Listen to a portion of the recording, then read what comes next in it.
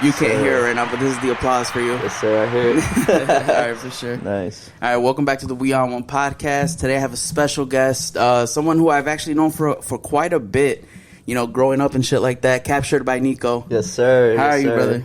I'm good, man. Appreciate you having me. No, I appreciate you, bro. You know, for a while, I've been actually wanting to talk to you for a while now. Yeah. Since I actually started the podcast, you were one of the main people who I was hoping to like connect with during all this shit. So it was kind of cool, like how it all just kind of fell into place organically. Definitely. You know, I kind of want to start just quickly, you know, from the beginning and shit like that. So, who is Nico?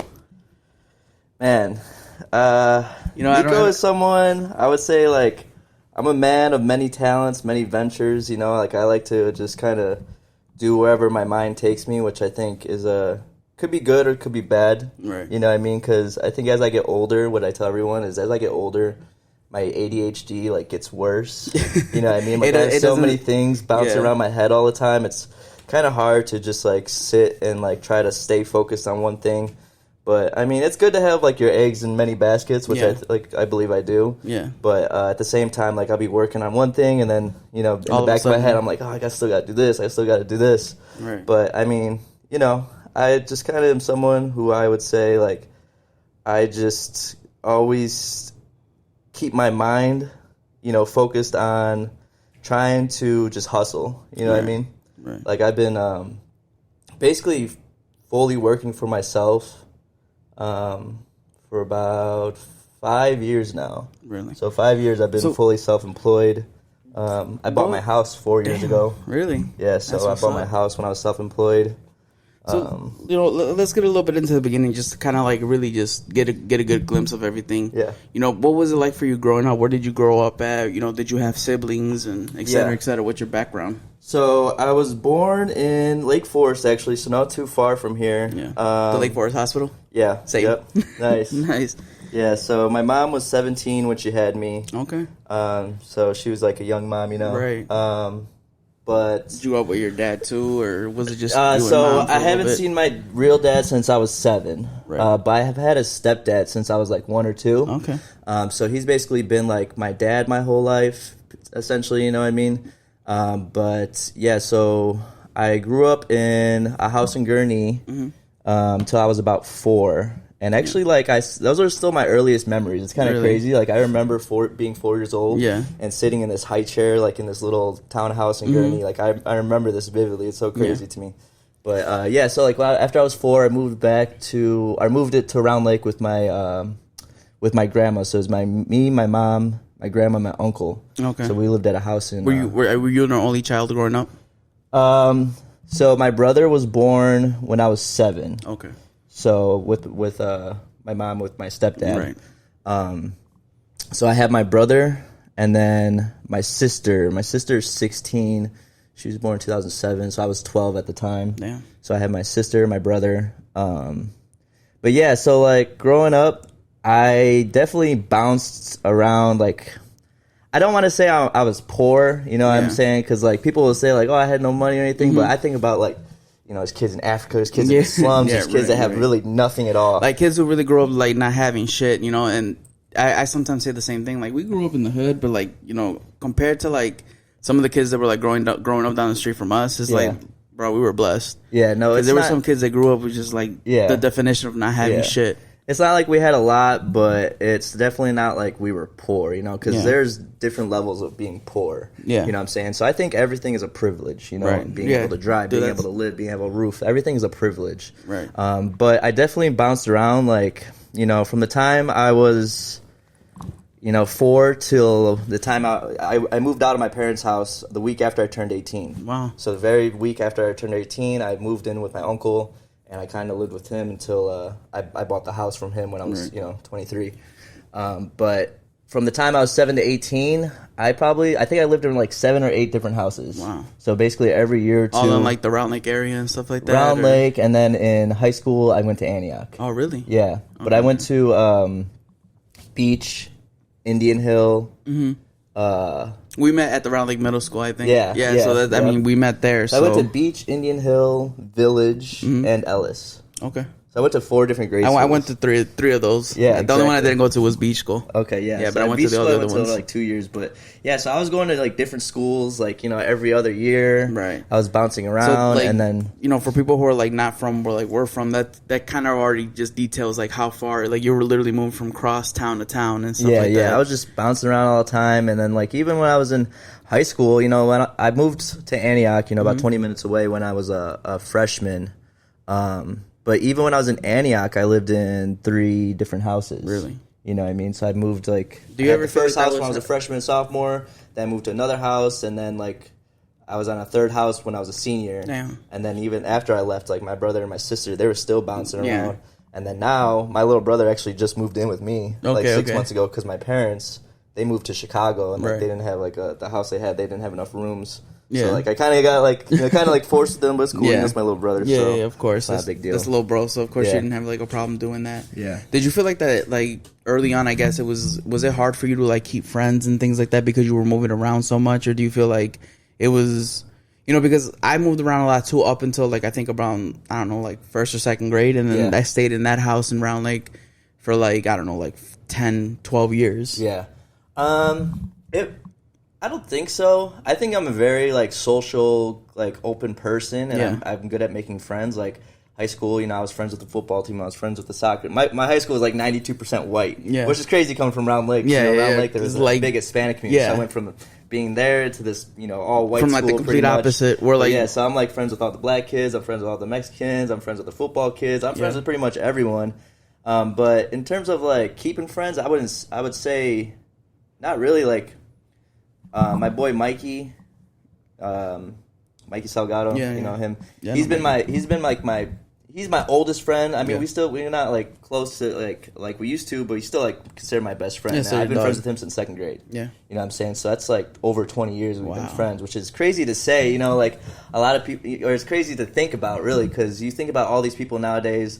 Especially like girls, they'll be like, "Oh, this is my best friend. This best friend." Like all the time, I'll be like, "How long have you guys been friends for?" "Oh, 2 years." 2 years. 2 years. Yeah, that's funny. And I'll be like, "Wow, that's crazy to think." Like my best friend. I've been friends with him over 20 years. You know what I'm saying? Like this is my brother. Dude, that's weird because like Belinda, she's been friends with all of her friends since we were like all like in middle school. Yeah. So it's like I see that too, like with her and her friends, like they've been together forever, and it's like I have friends from like fucking childhood that like I still see. Like it's kind of like how you said though, like I'm not like best friends with them anymore, or like we don't really see each other as often as we would like to, but like I have friends that like I still keep in contact with, even though it's been like 20 years now. Yeah.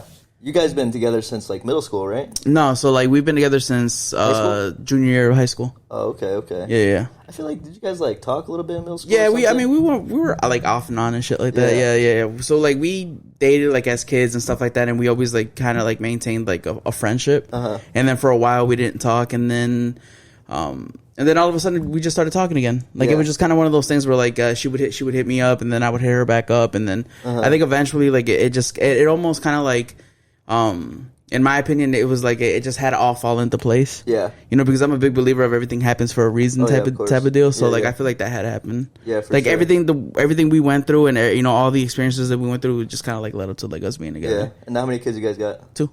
Nice. Yeah, 8-year-old and 3-year-old. Wow, you just turned 3. That's crazy. Yeah, I salute that.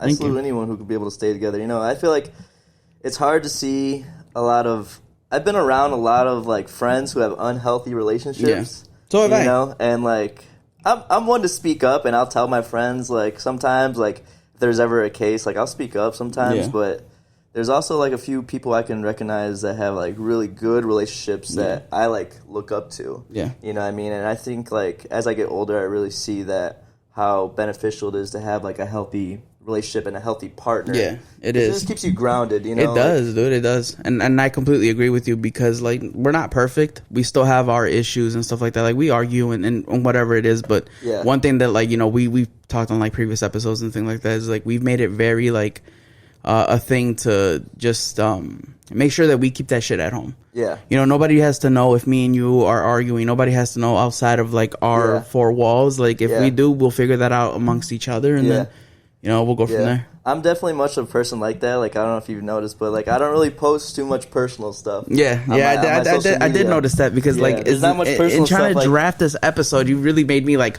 hunt down and really like do some like. I don't have much on me. Like, I like to keep my personal life separate. Like, I just like to just keep everything, just business is business. And for like Instagram, that's kind of like the social media that I use the most. That's how I get most of my business. Right. I like to keep that strictly like business. So like for the longest time, I didn't even have any like pictures of myself. Now I think I got like 2. Well, that's amazing because like that's actually the next topic. So let's talk about your business. Let's talk about what you've been up to since I don't know, high school and stuff like that. Yeah. You're a photographer. I would consider you a professional photographer. Yeah. Talk a little bit about that. What exactly led you into becoming a photographer? Like, was there like a specific event in your life that like you were like, damn, like did you start taking pictures on your iPhone or what exactly what led you to that? So my grandma, she bred dogs. She bred little rat terriers, these little like little dogs my whole life. And she used to have a website where she sold her dogs. Like, she had like a little kennel website. Yeah. And so I was like 12, 13 years old, and she would like, take pictures for the dogs for her website. But like my grandma, she just goes up and she's like a dog. She just takes a picture with a little camera, and then she just uploads it, whatever. Uploads it. And so like one day I was like, hey, can I use your camera? The little camera, a little cheap one or whatever. I was like, can I use your camera to take some pictures of the dogs for the website? It was like something I guess I was just already interested in. And she told me, and like I went outside with them, and I was taking pictures of them while they were running and stuff, and I showed her, and she's like, oh, they're so good, like blah, blah, blah. And she like loved them. And then so like I kind of got like an idea there that kind of liked it. Yeah. And then my uncle, shout out my uncle is really the reason why I do what I do. He's kind of like my biggest supporter in my life. Like my uncle and my grandma definitely like are my 2 main like rocks in my life for sure. But my uncle, so I was like a freshman, I was probably in like middle school, like 13, 14. My uncle had gotten like a DSLR camera, a camera that, has interchangeable lenses.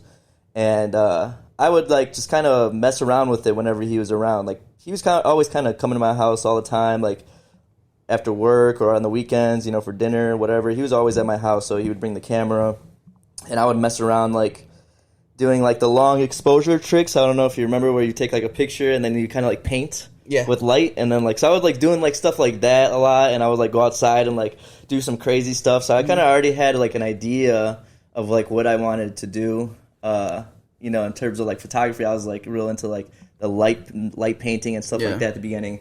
But then when I was a freshman in high school, I was going to Antioch. My uncle, he had gotten me, he basically gave me that camera for my birthday because he got a new one. Well, what camera was that? It was a Canon 60D. Okay. So it was like $1,000 camera. It's the best present I've ever got in my life. I couldn't believe it. But I was always bringing my camera. You ask people when I was in high school, like I had my camera with me all the time in high school, like walking around with it, all the time, taking pictures of people. I looked back at my Facebook like a couple weeks ago, and I just saw all sorts of pictures of people I used to upload. I used to snap pictures of people, upload them on Facebook. But when I was like a freshman in high school, I started like taking senior pictures of people. So I was a freshman taking senior pictures, already making money from it. So I kind of was like the first way I started making money. But the big thing that I really started doing too was I started doing video editing for video games, for Call of Duty. Okay. Really. So I don't know if you remember, like, when they would like upload like the trick shots and stuff like that. Exactly. So I was a part of this clan SOAR, which was like a Xbox clan, like a big clan back in the day. They had like, that actually sounds very familiar. Probably. I feel like if like on a side note, that actually does sound really familiar. Yeah. Do you know Optic? Yeah. I know who they are. Yeah, they started in Round Lake. Yeah, I know that. Yeah, so it's like crazy. Like it's actually crazy. Like Lake County is really big for the gaming community. I worked at Chipotle when I was like 18. Yeah, and I remember Ninja used to come in every day. Well, he's from Antioch, right? He's from Grays Lake. Oh, but he used to come in like every day, and he would always be like wide-eyed, like red-eyed and stuff. I was like, this guy's on something or whatever. He's been gaming all fucking day. One day he comes in with his girlfriend, and I was like, and he's like, with his girlfriend. I was like, oh, he's got something going on. And then like a couple months later, like I see him. My uncle's like shows me his videos, like, look at this guy, he's blowing up on Fortnite or whatever. I was like, this guy comes to my Chipotle like every fucking day. Like I literally see this guy like every day. But so I was doing video editing. So basically like I was really good at Call of Duty, so I uploaded my own videos. Yeah. But I was a good editor too. And my uncle had like a torrent site. You remember like the torrenting? like where you used to torrent like movies or something. It's kind of like illegally downloading shit. Okay. So he had this like underground torrent site where you had to be like invited to it to be able to be a member. Mm-hmm. And through that, I got like all sorts of crazy editing programs. Like I had this one program that was like a $20,000 program for motion tracking and shit. And I was like making like 3D text. Like let's say I could like put your name like say David right here and like motion track it so you can like walk through. So I was doing like crazy shit when I was like 15, 16. Yeah. And so people would like upload their clips and then they would send me money through PayPal to edit their videos. Wow. So that really is where I started really getting into like editing and stuff like that. And from there, like I kind of just, was real focused on that. And then after high school is really when I started like shooting photos again. I was going out every day shooting photos. And then what was like the big kicker? I think the big kicker was I was at my uncle's best friend's wedding. And they had a photographer and everything, and I brought my camera, just because I always brought it with me everywhere. And at the end, towards the end of the wedding, I asked his friend, I was like, "Hey, can I shoot a couple of photos of you or whatever of you and your wife?" And he told me, "Yeah." And like I was just real creative with shit back then. Like still to this day, I like the way you take your photos and stuff. Yeah, I just did like something real different with them. Like I shot a photo through a fire, I shot a photo like through a mirror or whatever, and then so I sent him the photos, and then his friend like sent me a message a couple days later. I don't know if he sent me or my uncle a message, but he was like, "Hey, like I want to send Nico some money for these photos because I honestly my favorite photos are the whole wedding." Yeah. And so if you go in this guy's house today, like my photos I took that day are the ones that they got up. No, that's awesome. So I was just like the kid taking photos, and then like So from there, like I kind of was like, okay, I'm good at this. Like I know, like because. So I kind of just started from like there. Your parents or like your stepdad and your mom, did they have like early on, did they have like reservations of you like saying like not taking I guess like a traditional route with like after high school and like jobs and stuff, and they were just kind of like,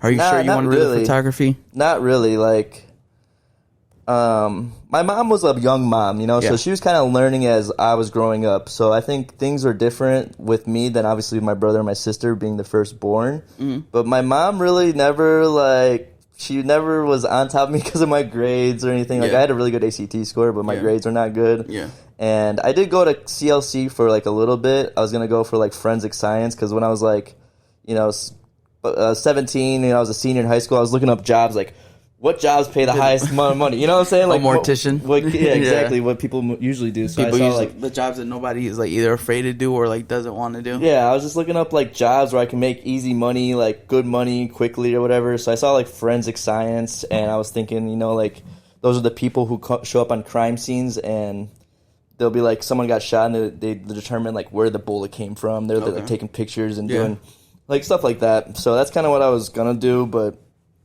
I actually dropped out because I went on tour. Yeah. So I went on tour with a musician, and then like after that, I just never went back.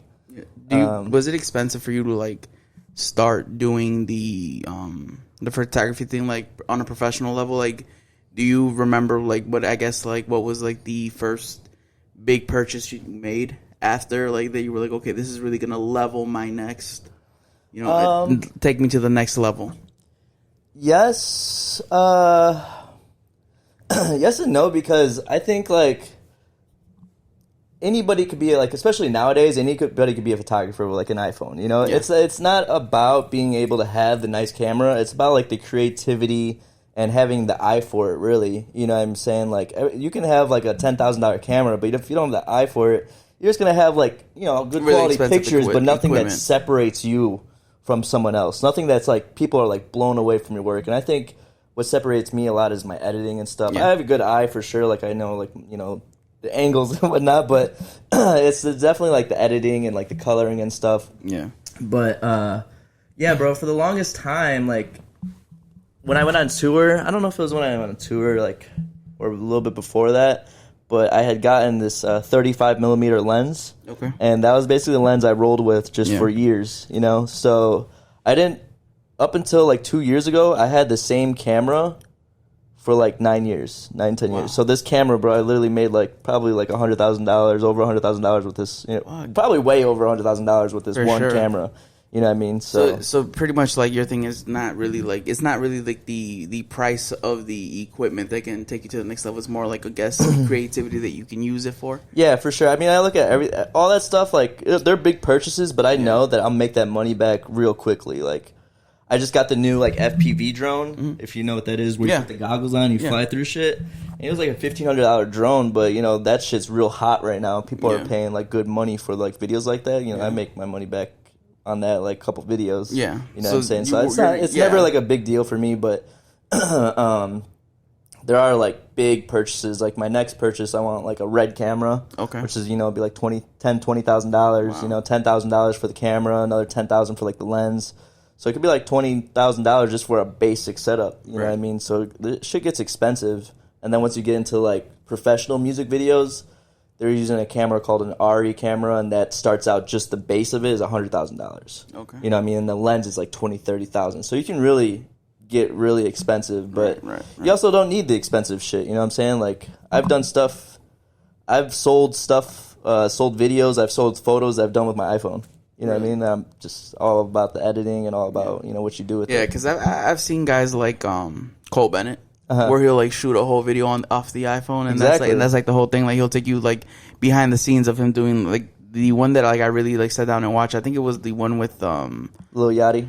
Was Lil Yachty, and it was the other guy from the UK. What was his name? Central C. Yeah, Central C. Yeah, like that one. I thought that shit was pretty cool. Exactly, and that's like you know, and I asked that because you know if you look back at like the previous episodes that I did, they were all shot with my iPhone 11. Yep.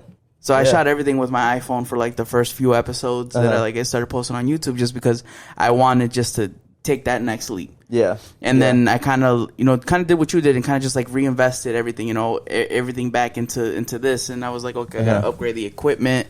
You know, I got to get a better podcasting, better mics, you know, better headset. And then I have to get like a real camera. Even though it's just a single frame, I still need a camera to just bring up the quality of it. For sure. No, definitely. You know? I mean, you got to always just level up. You know, it's everything. I try to make all my purchases, like, I don't make dumb purchases. Yeah. Like, I dress good, but I dress cheap. Right. You know what I mean? I shop at Ross. I shop at little, $10 shirt, $10 shorts. No, dude, hey, I feel that. I feel backpack, but no, but I feel that. I shop cheap, you know? Like, everything I try to do, like, if it's ever, like, jewelry is like gifts because people know, like my homies know, or like whatever they know, like I won't buy this shit for myself. Like if I ever have a lot of money and I'm thinking about like going to buy like something or whatever, it's always like some equipment or something. You know what I mean? I'm always investing into something that I know I'm gonna use to make more money.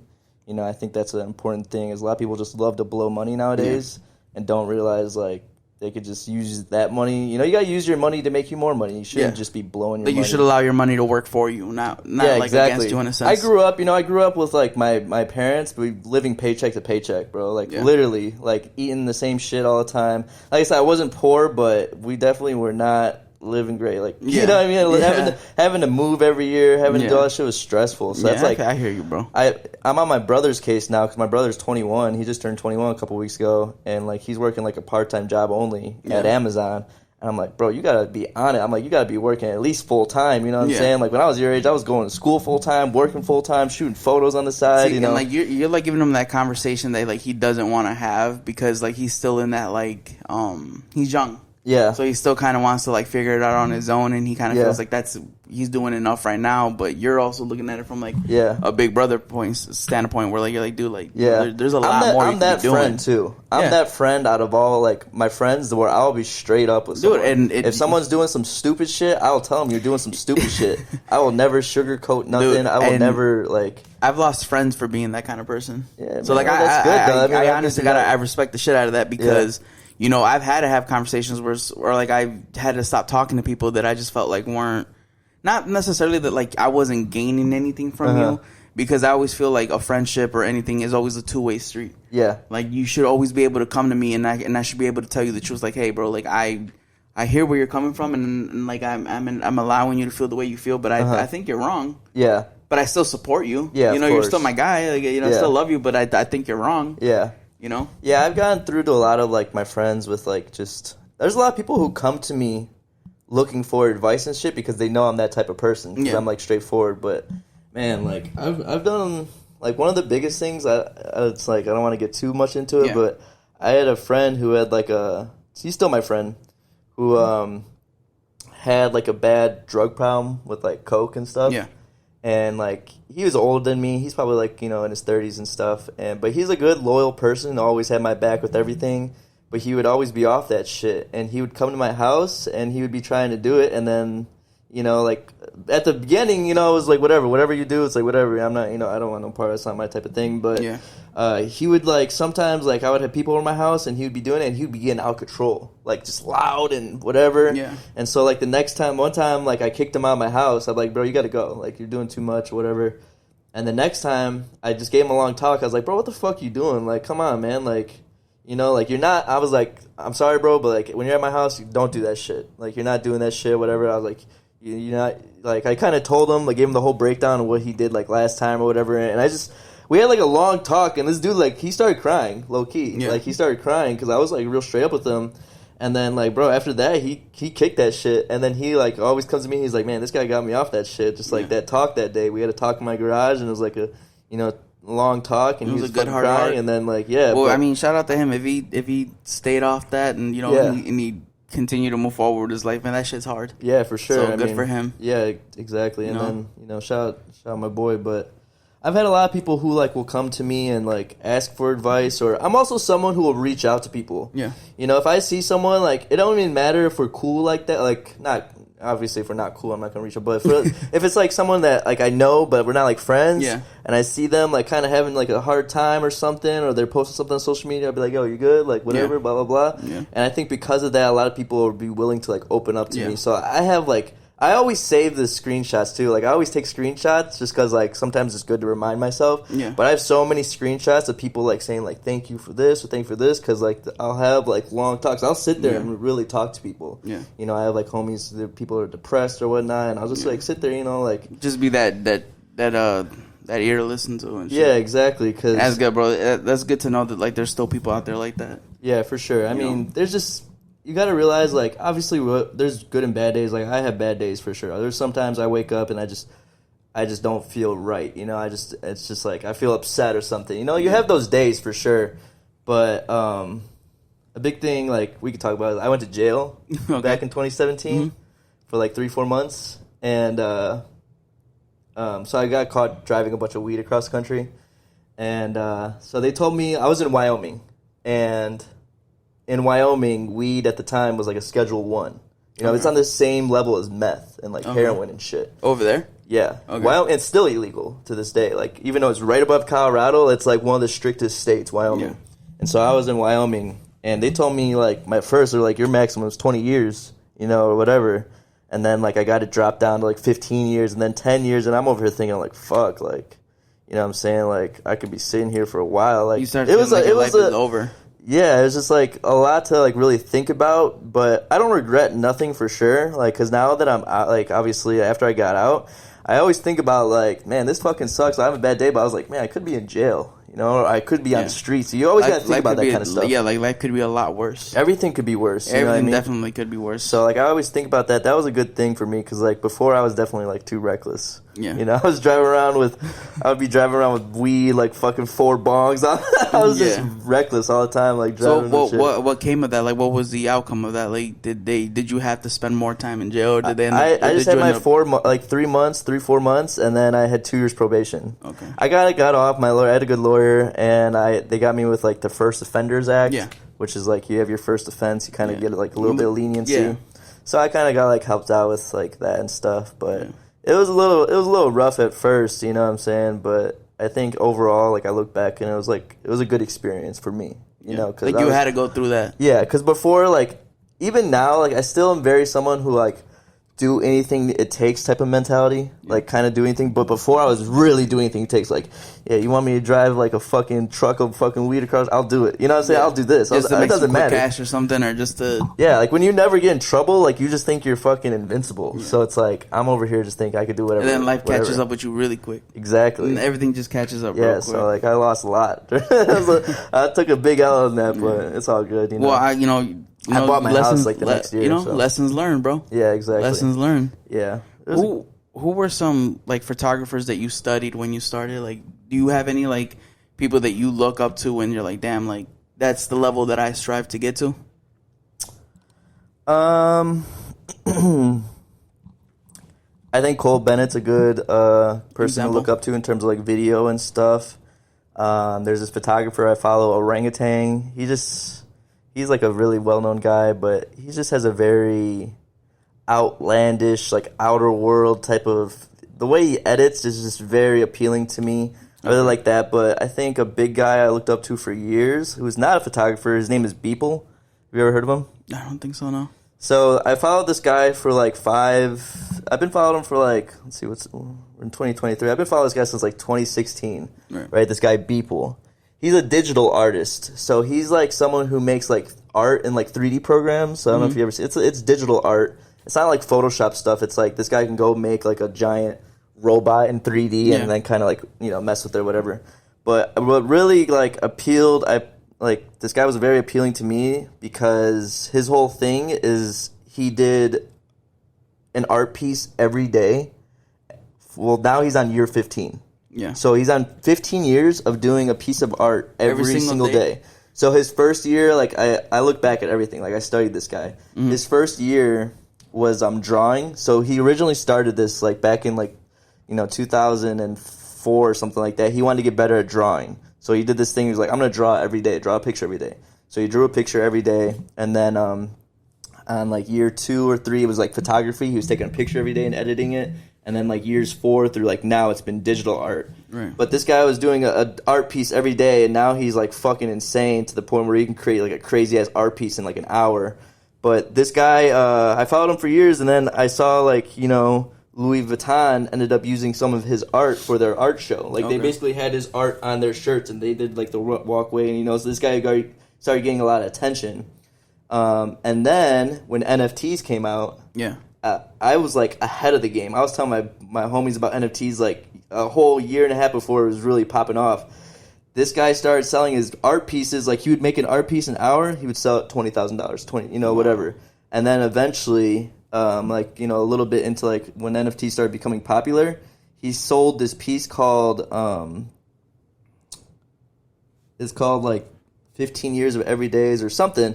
But basically it was like every picture he made from like the last 15 years in one big picture collage, and he sold it for $69 million.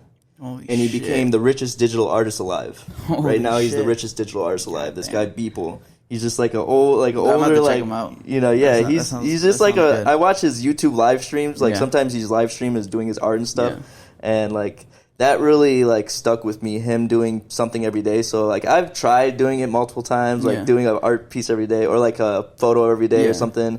I've made it like 6 months once, and then as soon as you fall off. But this is the thing. 6 months is really good though. It is really That's good. Still really good. And I look back at that period of time, and like I was doing cool shit because. Yeah. A lot of people ask him, like, how do you come up with creativity? He's like, man, if you just sit at the computer and, like, tell yourself I'm not going to leave until I make something, you're going to make something. Yeah.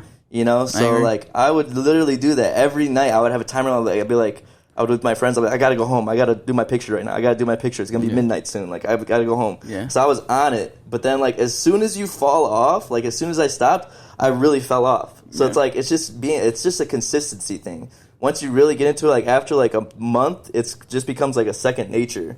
But then you fall off. Like I think I was like out of town working or something. I couldn't do it, and then like I really just fell off. But that's something I really try to get back. I want to get back doing is trying to do something every day. You should. I really want to do like a video, like a reel, Instagram reel or something every day. Like that's one of my goals. Dude, that in itself is a fucking job.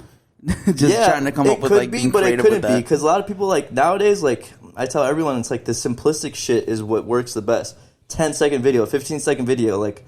I really like my slow motion shit. Yeah. So you put like slow motion. You take a little video slow motion. You could be walking down the street. I take a video slow motion, put some like cinematic music on it. A little color, and just looks fucking awesome. It's just like it doesn't take much to really appeal to people nowadays. People don't want to sit there and watch a full 2-3 minute video. They just want to see a little clip and scroll to the next one. So it's like if you really can get something that catches people's eye, like in that first few seconds, that's all you really need. So it's like I'm monetizing everything on Instagram now. Like they always send me things where like, you can make this much money if you get like a reel. That's, so that's my whole thing is I want to start doing like a reel like every day pretty soon. It's just I be doing so much different shit. It's kind of hard, but soon, one of these days, I'm gonna get back on that grind for sure. That's dope as fuck. Yeah. You know, earlier in the conversation, you had said that, you know, as soon as you turned 18, you went on tour. Who did you go on tour I didn't go on tour when I was 18. I moved out when I was 18, but I went on tour when did I go on tour? I went on tour actually after I went to jail. So here's the story. So who'd you go on tour with? His name is Gianni Taylor, and we went with Marky Basie. They're both West Coast artists. Marky Basie is actually a very good artist. He still like is really good like nowadays. Like he was just with you know Blxst. Yeah. Yeah, him. I fucking love Blxst. Yeah, him and Blxst were just making music together. That's I awesome. was just with Blxst like not too long ago, also with Jeremih. Wow, that's awesome. But, young flex. Just a young flex. Not serious. Yeah, so what it was is, so like basically 2017 was like a big year for me. So up until 2017, like I took photos, you know, and whatnot, like, you know, I did stuff here and there, but I worked my normal jobs. Like I had a bunch of different jobs. I changed oil. I worked at Chipotle. My first ever job was 16. I worked at Six Flags. Yeah. Did a bunch of shit, and then I was working at Best Buy. For Canon, actually, for Canon camera. I was their rep. I was Canon's rep at Best Buy. Yeah. So I was working at Best Buy up until 2017, and then, you know, me and my boy, like, we worked in, like, the weed game. You know, we're, like, doing, like, shit with weed all the time. And he had, like, basically a connection with this one guy who had who was, like, grew up and, like, really good friends with 6ix9ine. Okay. So basically September of 2017, we flew to Brooklyn, me and my boy, and was this pre-Gummo? we were at Gummo. Oh, I wow. was at the video. Wow. So so we get there like 2 days before the Gummo video shoot. We're there with 6ix9ine, you know, we're fucking just mobbing around, walking around Times Square. It's my first time ever in New York. Bunch of Bloods and shit. Yeah, for sure. But when we were just hanging out, it was just kind of like me, him, my boy's boy that like kind of put us on with him, and then my boy and like maybe like one or two other guys just kind of mobbing around, walking around Times Square. Like it was my first time in New York. You know, he bought us a jumpsuit. We got us like, you know, we're in a hotel. He got us like fucking sushi and shit. But then like the second day was the Gummo video, and we didn't really know what it was or whatever. But the dude, 6ix9ine, he kept walking around. Like the first day I met him, he kept walking around. He kept saying, hit a stain, 50 bands, all hundreds. And he kept saying it. I was like, what's that from? He's like, oh, it's a song we're about to do a video for or whatever. And so he kept saying it. And then so the day of, we go to the block in Brooklyn where Gummo shot. It's on his block where his mom lives. I went right in front of the house, right? Right in front of his house where he lives. And like me and my boy, we're like the only non-gangsters there. We're just sitting. You know, like, the whole video's being shot right there, all the bloods and stuff, and we're just sitting over here, like, smoking blunts and stuff, like, watching everything happen. Like, it's crazy. Yeah. And then, so, like, we did that, and then, is that where it was kind of a deal that was supposed to be worked out. My boy was basically supposed to sell a bunch of weed to 6ix9ine. Right. Right, and so then... Is that where that famous picture that you have on your profile of 6ix9ine came from? From that era of time, or was that from a different one? Yeah, that came from that time, for sure. But then we flew to California with him like 2 weeks later to the weed farm. Okay. So I got videos of this guy like at the weed farm that like no one's ever seen, like walking around. He was trying to film a video in the plants and shit. Yeah. So I got like this video I could show you, like walking around the plants, like rapping this other song he was supposed to release. But basically on Gummo, the Gummo video, if you look, there's two scenes. There's one scene. It's on the block with all the bloods in New York and Brooklyn. And there's a second scene. There's only a couple parts in the video where he's rapping in front of a white truck with a bunch of bags of weed on the truck. And that was at the farm. Yeah. That was at the farm. Really? So, yeah. Okay. So that happened. And then a couple weeks later, a couple weeks later, I don't know how this came about, but we ended up being downtown with the same homie that met us, that put us on with 6ix9ine, and he invited us or whatever to go hang out with OG Mako, the guy who was saying "Bitch, you guessed it," you know, "Bitch, you guessed." So like that day, I met. We were at like the top of a hotel in downtown Chicago, and they brought all the equipment for like a little studio. They're up there making music and shit. and I'm chilling with like OG Mako and stuff. And then that day I met my boy Murph and then my other homie Tay. And Murph's kind of how I'm linked with Jeremih now, so I'll kind of get into that a little bit later. But yeah, so I met them that day. We were making music, and then like a week after that is like we flew back to California, and I was driving weed back. I went to jail, so then I was in jail for a couple months. Yeah, so that's where it all. Yeah, but that's kind of where it all started. Like as soon as I kind of took photo, like not only did me going to jail like have me lose my job at Best Buy, I was already planning to quit. You know, I was already kind of like, I put in my 2 weeks and I kind of like got fired because I was in jail and like I didn't show up for my last 2 shifts. But like that was the last job I worked was 2017 at Best Buy. So then after that, when I got out, it just kind of started getting more and more opportunities because I had photos of 6ix9ine. Yeah. You know, and he was blown up. And that's actually like when I peeped like everything that was going on with you. Yeah, it was like that early on because that was real big. It was like when you had first posted it, I was like, holy shit! Like he took a picture of 6ix9ine. Yeah. Like and then I started going through. I'm like, because you came up as like people you may know. You know how like they do that and stuff like that. Yeah. At the time, I wasn't following you, and then I saw. I was like, hold on, is this Nico from middle school? And then I'm like looking, and then like I think I find maybe one picture. Yeah, one picture of like half of your face, and I'm like, oh shit, this is like Nico from fucking middle school. Yeah, now you'll find 3 pictures. Right now, I've posted, one every 2 years. I know. But yeah, that kind of like really launched everything for me. Like just because I had taken pictures of this guy, like people were like kind of hitting me up all the time, like whatever. And like I'm in jail, and my boys telling me, he's like, bro, the Gummo video's at 100 million views or whatever. I could not fucking believe it. Like I couldn't believe this shit. At the time, this bro, dude, he kept saying it. He was like, this shit gonna get me famous. He kept saying it, and I was like, cool, like whatever, like this dude or whatever, and like you were just like, all right, whatever, dude. Yeah, like, I hear the song was hard, but I'm like, I know there's a lot of people make hard music that just don't ever get famous. You know what I'm saying? But I think it was a perfect storm for him, bro. Yeah, bro. It had to, because like I've done my own, like. I was a fan of him, like especially like during that Gummo era. Like, dude, like I was like, dude, this is like, shit was crazy. I remember the first time I heard it, I was like, dude, this beat is fucking, it's fucking stupid. Sure. It was stupid. Yeah. The video was just like everything. And I fucked with him. You know what I'm saying? Like, obviously he's got his whole social media persona, but a lot of people gotta realize like that's a whole persona. Yeah, you know what I mean? He like is feeding off like having the. I've listened to that a lot. Like a hater, you know what I'm saying? But in real life, like, dude was awesome. Like, bought us shit, like whatever, like real. Like your experience with him was your experience with him. Yeah, he was real cool. You know what I'm saying? Yeah. Like, his mom was there. She was, everyone was real nice. So I have nothing bad to say about him for sure. Yeah. But yeah, that kind of like launched a lot of shit right there. Was doing that. But then 2018, so I got out of jail, and then I went on tour with a guy that I worked with for a while. My homie's, his name's Gianni Taylor. He's a really good singer. But we basically had funding from another homie. It's kind of like a really long story. Don't really want to get too long on that one. But we had like another homie who had money, who was kind of like helping us fund everything. And he had gotten an offer to go on tour with this guy, Marky Basie. And he was like, it's $30,000 for the tour, and we got the money, and then, also we went on tour for like 30 days. Wow. And so, what's that like? Touring. What's tour life like? We had a big like cargo van, so I'm assuming like Mark, obviously they have the tour bus and everything. It's probably way more comfortable. Yeah.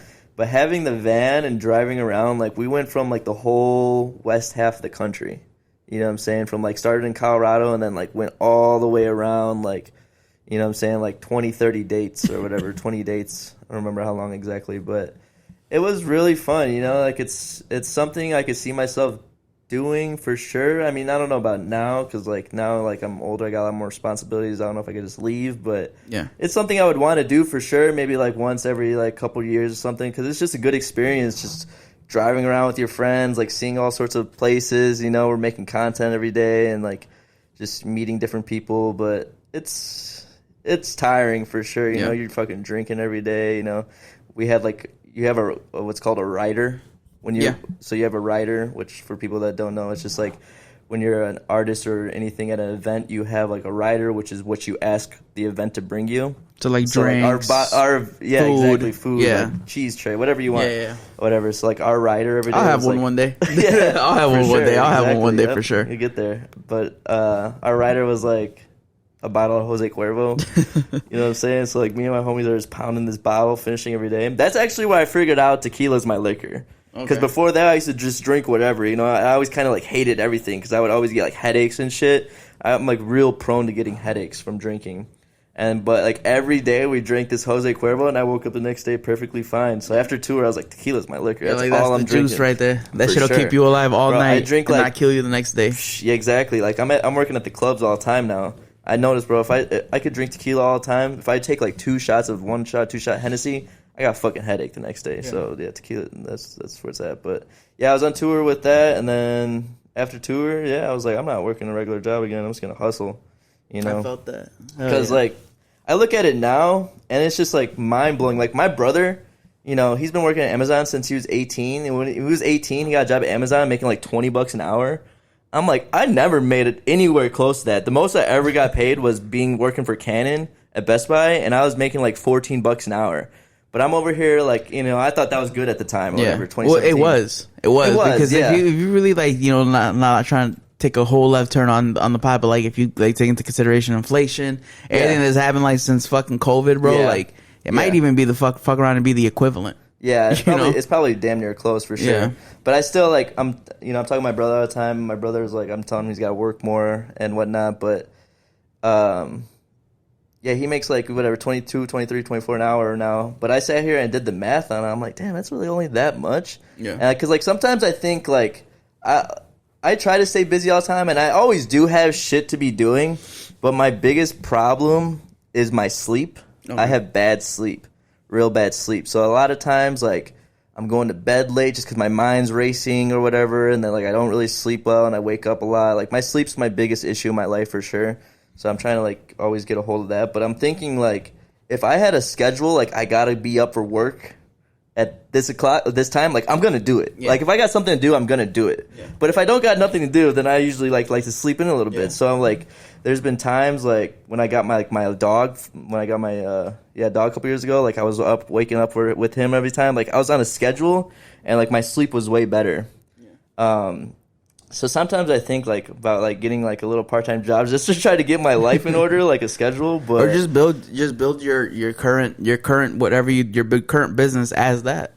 Yeah. Maybe like try to book yourself or however, I don't know, during like regular business hours. That way you can kind of train your mind to do that. Yeah, it's very hard. Like what I tell people is like it's very hard, especially like my field. Like, I can go, like, whatever, get a part-time job to try to do something like that. But shit is so random for me, like, getting jobs and stuff. So, like I told you, like, when I started, like, I might have someone hit me up for this job, like, hey, can you come tonight, whatever? And then, like, I think, and, like, this is, like, I'll make from a video, like, what I would make, like, in a week or whatever. 2 weeks almost working a little part-time job or something. So, it's, like, sometimes it wouldn't work for me. It just would not work for me because I could do something and just make the same amount of money just like that, you know? So it's just like, it's hard because like shit just comes randomly for me all the time. So it's like, I'm at the point now where it's really good. Like I'm pretty busy. Like I probably shot like 4 videos this week or whatever. And you know, I shot photos last night, I shot photos on Friday. That's awesome. I got like 5-6 things to edit right now. But I'm at the point where I'm always busy, and now I can kind of like almost pick and choose what I want to do because I'm just kind of get so busy. So a lot of times, like if there's something I don't really want to do, like I can kind of say no to it. Whereas like before, I kind of always had to say yes because I always had to make sure I was getting money, like to pay my house, pay my car, or whatever. But it's like now I'm pretty, you know, 5 years later, like I feel like I'm pretty good to where I'm like making good money off everything. Everything's pretty consistent now. Everything's good. I just got to get a good sleep schedule. That's like my biggest issue for sure. Okay. So. Who is somebody who like you want to work with either like on the photography level or video level? Like who is your like dream client or like, you know? Let's put it out there in the world. Yeah. You know, I think a big thing with me like working with like famous people, I worked with a lot of famous people, is just that I treat everyone the same. Yeah. You know what I'm saying? But if I'm going to be a fanboy over anyone, like my 3 favorites. Well, Mac Miller, rest in peace, is like one of my favorite artists for sure. Mac Miller, dude, that was like my favorite artist. I love his music for sure. But you know, Tyler Creator, Drake, you know, Tyler Creator would be dope. Tyler Creator, that's my favorite artist. He would be so fucking dope, dude. Yeah, everything that the way he's just like elevated his style of music. The way everything, bro. Like he's the whole package in my opinion. Exactly. Produces his own music. You know, writes his own music. He does he's like contributing to his artwork. He's basically like directing his own videos. He's got his clothing line. Tyler Creator's been my favorite artist since I was like, you know, freshman in high school, back in Odd Future days, like when he was doing Odd Future shit. And I remember like people would be giving me like kind of like shit for it, you know what I'm saying? Like I used to draw the OF everywhere. I remember I had foods class and I made like a big ass 3D like OF cake with like the fondant on it and shit. And I won like best cake and they put it up in the library and shit. But I had like this big OF cake. Like I was real big into like Odd Future and shit back then for sure. So you said Drake. Yeah, I mean of course Drake, you know, he's the best to do it. And then, you know, like Bad Bunny. But if I could work with like Tyler Creator someday, I mean, he's very up there. Like he knows exactly what he wants. But even if I can get some like photos of him or something, like a little video of him, that'd be fucking awesome. Yeah. You know what I'm saying? I've seen him in concert once. I think it could happen. Yeah, I think it could happen. I think you're on your path, bro. I 100% believe it'll happen that. for you. I think it could too. You know, it's just all about being in the right place at the right time. I think what a lot of people also don't understand is that there's a lot of luck that comes in with everything. There's a lot, you know, life. You could work as hard as you could be the hardest working person out of your whole family, out of all your friends or whatever. But there's luck that's involved. You know, like me meeting like 6ix9ine at the time of going, that's like luck, you know, being at the right place, the right time, shooting some photos. Like, there's a lot of luck that plays into everything. And I think people don't really realize that. Like, there is obviously a lot of work and stuff, but there's luck, you know? You gotta just be at the right place at the right time. So you just never know what can happen. And that's also kind of why I am so cool with everyone I meet. And, like, I tell this to my girl, because you know, like, I'm pretty introverted. Like, I like being at my house, but I'm also very outgoing. You know, like, I like staying in my house. I don't like being out at the clubs. Like, I know I could be at the clubs every day getting hooked up because I know so many people out there or whatever. I could do all sorts of shit, but it's not like what I like to do. You know, I like to be in, you know, at my house, like, working all the time. But you do never know who you're going to meet. Yeah. You know, like, my boy Murph, going back to the studio with OG Mako, I met my boy Murph that day. And I just fucked with his music, you know, he's like a gangster rapper, you know, he makes that type of music, and I just fucked with it, and I just stayed in contact with him, you know, throughout the years, and I was just helping him out, shooting some photos, you know, here and there, he'd throw me a couple bucks or whatever, like, I did a lot of work for free back in the day, just because I liked to do it, and that kind of played out very good for me, you know, like, just doing, you gotta, you know, sometimes you gotta do that, you gotta work for free sometimes, kind of show people what you could do, and that's what, I spent years just working for free, doing shit, but I also, it's because of what I love to do. Yeah. But, you know, working with Murph for years, and then, you know, 2 years ago, he gets signed to Jeremih's label. Mm-hmm. You know what I'm saying? He got, you know, he knew Jeremih's manager and whatever, and then, you know, got cool with Jeremih, started writing all of his music, and then, you know, he got signed to his label. So it's like, it's just like, you never know who you're going to meet, you know? So that's why I try to stay cool with everyone, keep in contact with anyone. Treat everybody the same. Yeah, just exactly. Well, it's like, treating everyone the same is a big thing, but, like, if I ever have someone that I believe in, like, I got this homie right now, Cairo. Unbelievable artist. Like, this kid, you would hear this kid and you'd be like, is this shit on the radio? Because, like, it's so fucking good. Yeah. He's, like, an unbelievable artist. I meet a lot of good... I'm in the studio all the time. I meet a lot of artists, a lot of, you know, people who make music, whatnot. But this kid's, like, on a whole nother level. And, like, I met him. I would never think anything like that. And now, like, I'm just always trying to push him or whatever. And I told him, I'm like, bro, whatever you need, I will help you out and no charge. You know what I'm saying? I will help you out just because I believe in you. Yeah. And I think that kind of shit goes a long way. It does, bro, because sometimes you just need that. You need a person who, like, even though you may not be, like, the biggest, I don't know, artist or whatever it is, you just kind of need that person to take that chance on you. Yeah, for sure. And that kind of, but that also goes back to your point, like, with a lot of luck, because it's like, you know, like in my opinion, I'm like, dude, like, I want to do this shit and I want to take it to the next level, but it's just, I'm waiting my turn. Yeah, I'm waiting my turn. Just I got to be at the right place at the right time. I got to stay consistent. You never know. Yeah, I got to do the right interviews. I got to talk to the right people. I got to have the good conversations and shit like that. Exactly. They might just catch somebody's ear. They'll be like, yo, like, I really like, you know, because there's an art to everything. Yeah. You know, everything has an art. You know, podcasting is an art. Yeah, for sure. You know, people think that you could just come sit down and just start talking with your friends, and then all of a sudden, like, yeah, you know, you're owed a million views. Yeah, it's not like for sure. Like, I think I'm good. Like, right now, like, replying to you, and you have questions, I'm good at answering and kind of going into depth, and I could talk a lot. Yeah. But I'm not someone who could do, like, the questioning. You know, like, you got the questions, you did the studying and stuff, you know how to ask it. I'm more of the talker. Like, I could talk my ass off. I got a lot to talk about, but that's the part that, like you said, it's like an art. You made that part easier for me, though. Yeah. Because like that's what like because like I had to do some digging. I had to really put on my like get in my journalist bag and really like figure out like okay like he has like 2 pictures of his face. Yeah. I gotta be able to pretty much start a conversation and then kind of lead that into something else and then also be captivating at the same time. Yeah, no. Be able to catch your attention, their attention, my attention, all at the same time. For sure. I mean, yeah, you're doing pretty good. I got a lot to talk about, like I said, but you never know. Like, you could interview someone, and then that person could pop off years later, like a little bit later, and then people could research and see, like, oh, this is the first. That podcast. happens all the time. That happens with a lot of people. Exactly. You just gotta find you gotta find the one. For sure. I mean, bro, all I do is watch podcasts. I really watch like No Jumper. Yeah. Like, I got a homie that's like their filmer. Not anymore, because like they had the whole thing and like everyone got fired and shit. Yeah. But like I've been watching No Jumper and shit for years, and like that's really all I watch. I don't watch TV. I don't watch movies. My girls always say like, "You haven't seen this movie? You haven't seen this?" I've seen like no Disney movie. I've never seen The Lion King. I've never seen nothing, bro. Like I've seen like Monsters Inc. and like that's it for Disney movies. But I'm not a movie person. I'm not a TV person. But I watch podcasts all the time.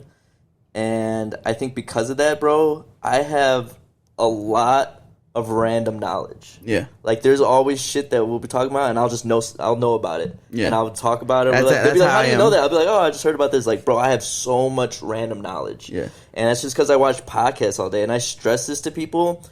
Like, I stress this to everyone. Like, it's good. Like, watching a movie or TV show is good every once in a while, but you got to realize it's a big waste of time for the most part. Okay. There's a lot of shows or something where you can learn some shit, but a lot of these like little fictional drama shows and shit, you're just wasting time, to be honest. And even like with video games, like, bro, like I go on and off of video games. I go like sometimes I don't play for months, and then I'll play again. I'll get hooked. So right now I'm hooked on Rocket League. I don't know if you ever fucking play Rocket League. I've heard of it, yeah. It's like soccer with cars, but I started playing it again a couple months ago. I was telling my girl about it. I started playing it, and now I've been playing it. And like every time I'm playing, I gotta set like a timer almost because like it's like so addicting. And I gotta tell myself like, man, I'm wasting a lot of time here. I could be editing this shit. I should be doing this shit. But with anything you do, like if you're not getting anything in return from it, like it doesn't always have to be money. But a lot of times it is. Like you gotta think about it. Like if I'm sitting here playing video games, whatever, for like hours and hours a day, but I don't plan on becoming a streamer, or like I don't plan on like trying to make videos off of it. I'm just doing it for just to pass time. You're wasting your time pretty much. You know what I'm saying? Like, so I kind of tell everyone that, because even with like going to the gym, bro, like when I was like 19, 20, I was going to the gym hours a day, hours every day, meal prepping hours every day, like doing all sorts of shit, like real focus. And I was shredded, you know what I'm saying? I was in really good shape or whatever, like fucking on top of my shit. But then like I reached a certain point, when I started getting more into like the photo shit, I was like, I'm doing so much for this gym shit. And yes, it's good to be healthy, but I don't got to be spending hours and hours every day of this, because I don't plan on becoming a bodybuilder. I don't plan on doing like fitness shows and trying to make money from this. I'm just doing this because I'm just trying to look good or whatever, But like it kind of gets to a certain point where you get out of hand with things. And that's to the point where like, if you don't plan on doing more with it, you got to realize like what you're doing with your time, because TV and video games and movies nowadays like just be consuming people's minds so much and just taking so much time, where you just got to realize like what you could be doing with your time. You know what I'm saying? Yeah. So have you had your oh shit I made it moment yet? Nah, I don't think. I think having like the hustler's mentality. Having like a hustler mentality, I feel like it's really hard to reach that. You're always going to strive for more. And I saw it like who put it really well, like in the Drake interview. I forget which interview. Like one of his last interviews. Probably the Rat Radar one. Yeah, something like a year or two ago, where he's talking about, he's like, when you get $100,000 and you start hanging out with friends that have $100,000, you're gonna eventually have a friend who is a millionaire, and you're gonna start seeing how he lives. Yeah. And you're gonna start seeing the stuff that he can get. And then when you become a millionaire, you're going to start having friends who have tens of millions and seeing that they could buy yachts and buy other stuff or whatever, do this and do this. Yeah. So it's like, to that point, like, I think being a hustler, like, you're never going to be like, oh, I made it. I did this or whatever. Like, I still never feel like that. And I tell my girl this all the time. Like, I feel like I'm never doing enough, which is bad. It's bad. Like, sometimes I sit back and realize that I have done a lot, but all the time I feel like I'm not doing enough. I'm always thinking like I could be doing this, I could be doing this, I could be doing this, and like a lot of times it does take like those people like reaching out and saying, bro, like this is fucking awesome, like crazy shit, whatever, to kind of think back like, oh, I'm doing like something right. But I think I don't think that would come for a long time. Like maybe if I'm fucking sitting with my family like in a fucking fat ass house that's paid off and everything's paid off and I'm able just to chill and not worry about anything, then yeah, I would think maybe like then, but till then, like I think there's always work to do for sure. Okay. You ever thought about leaving Chicago or Illinois for better opportunities or just more opportunities? I mean, I lived in LA for a little bit. How was that? It was cool. It's cool. It's just a lot of people, it's very cliche to say, but there is a lot of fake people out there. Everything is like kind of based around money, and everything's like a transaction out there, I heard. Yeah, in the sense of like, what are you gonna? How much value can you give me? Exactly, and then like in terms of what I do, like art wise, it's just very saturated. There's super talented photographers on every block. People doing crazy shit, which it's good. There's a lot of collaboration, but it's just also very saturated. I love this. I love Chicago for sure. I want to live in Puerto Rico. I have a house in Puerto Rico for like. I want to live there for at least a year or two for sure in my life, but I definitely see myself living somewhere else. But for now, like I got this house, like I want to, rent it out soon and, probably stay in the city. I want to build myself and get myself really, really established in the city and like leave my mark in the city before I go somewhere else, because a lot of people, I feel like they leave as an excuse, like, oh, I have nothing here. Like I got to go move down to Florida to, be able to make money and get the opportunity, which sometimes there is an opportunity, but a lot of times it's also just an excuse because you're just not working hard enough. You know what I mean? So there's always work to be done. There's always stuff to do. And, I think it's it's a very big privilege to be born near a big city. Yeah. That's also a big thing. I always talk to people. Like my grandma for 15 years, she lived like in Iowa, like on a farm. Like her closest neighbor was like a mile away. Yeah. The closest business was like a gas station 25 minutes away. Like everything is super far. That's really in the middle of nowhere. Yeah, exactly. And like her neighbors, there would be kids. Like everyone over there is like a tight knit. Even everyone lives far away. Everyone knows each other. And so like there was kids that grew up over there who like I met them and like. They've never been to Chicago. They've never been to a big city. They just sit there and ride their dirt bikes all the time. And they're happy. Yeah. They're happy with what you got. I think when you are around this kind of stuff, it makes you want more for sure, which could be good and bad. Like I said, for me, like I'm always thinking it's not good enough, which is not, it's not a good thing to have in your mind. Like you got to realize, like, I got to realize, like, I'm doing good. But, it's definitely a privilege living near a big city and being able to, like, have all these opportunities like in accessible range for sure. So I want to stay here for a little bit, but I do see myself like eventually having properties for sure. Yeah, of course. Being able to have properties, like people will be spending thousands of dollars to go on vacation and go somewhere for 2-3 days, and I'm thinking like, man, why are we doing this when we could just be saving money and like go get a crib over there or something, rent it out, Airbnb it? Like that's the kind of shit that goes through my mind. Yeah. Like girls want to go, like, I shouldn't say just girls, but like they want to go spend all this money on vacation when they don't realize like a little bit more of that money you can get a down payment and get a fucking crib or something. Yeah. You know what I mean? Like it's just, that's kind of stuff that goes through my mind. Like it's always about trying to make an investment. So like I just went to Puerto Rico a couple weeks ago, but that was like the first vacation that I took for myself. Like I paid for everything or whatever. Like I've traveled a lot throughout the past few years or like, whatever, but it's always like for work. I'm, people paid for and stuff. So it's like, I'm not big on like spending like unnecessary money, but it is good to every once in a while have a little break. Man, it's always good to just take a break from life though, just to be able to like really unplug. Yeah. Dude, because if you stay connected for so long, you eventually just keep falling into like that rhythm, and a good reset is always good. Yeah, no, for sure. It was nice. Like, it was good just to get my head cleared and stuff, but as soon as I get back, I'm like, damn, I got you're back in work mode. Yeah, for sure. I feel that. What could you think you can give like 2 or 3, I don't know, advice, tips, or anything to like people who are looking at you and want to become photographers and say like, man, I want to get like Nico. I want to be able to work with like big celebrities, or I want to be able to just really make a living out of this? Yeah.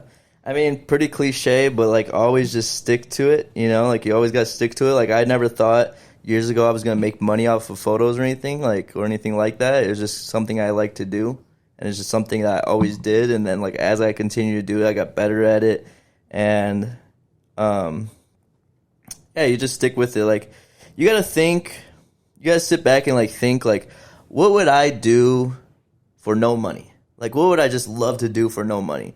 And whatever that is, like, whatever you love to do, like, you just got to do it. Like, instead of watching TV show for a couple hours a day or a movie, like, spend time doing that, like, just getting better at it. And that's what I've done for years is, like, I'm always working. I'm always watching YouTube videos. I never went to school, never, like, did nothing for photos or videos. I learned everything off YouTube, which I feel like most people do nowadays. Yeah. Like, you just learn everything off YouTube. So I just stick with it, and I'm just, like, always working at it. So that's a big thing. The other big thing is what I've already said, too, is just you never know who you're talking to, because that's what got me in the position I'm in. You know what I'm saying?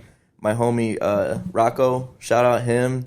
He's the one who basically put me out with everything. He's the one that got me, got me 6'9".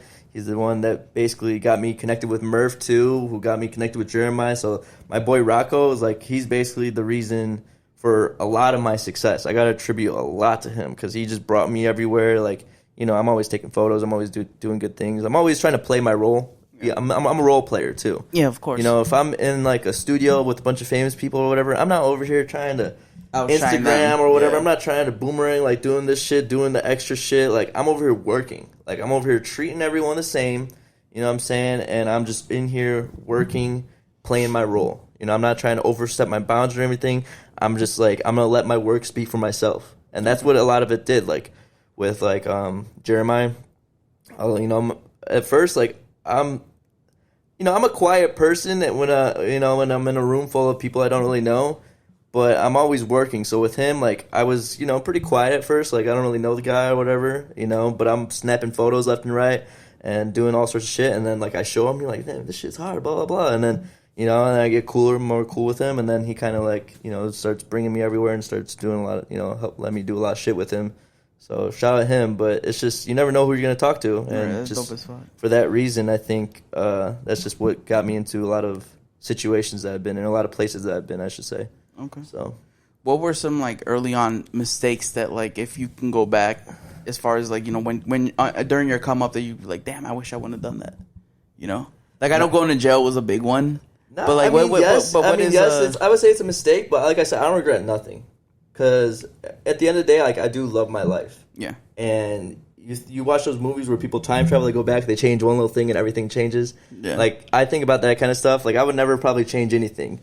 Jail, for me, needed to happen because I was too reckless. You know what I'm saying? Yeah. Like, and I got off pretty easy, 2 years probation. I think that's extremely easy.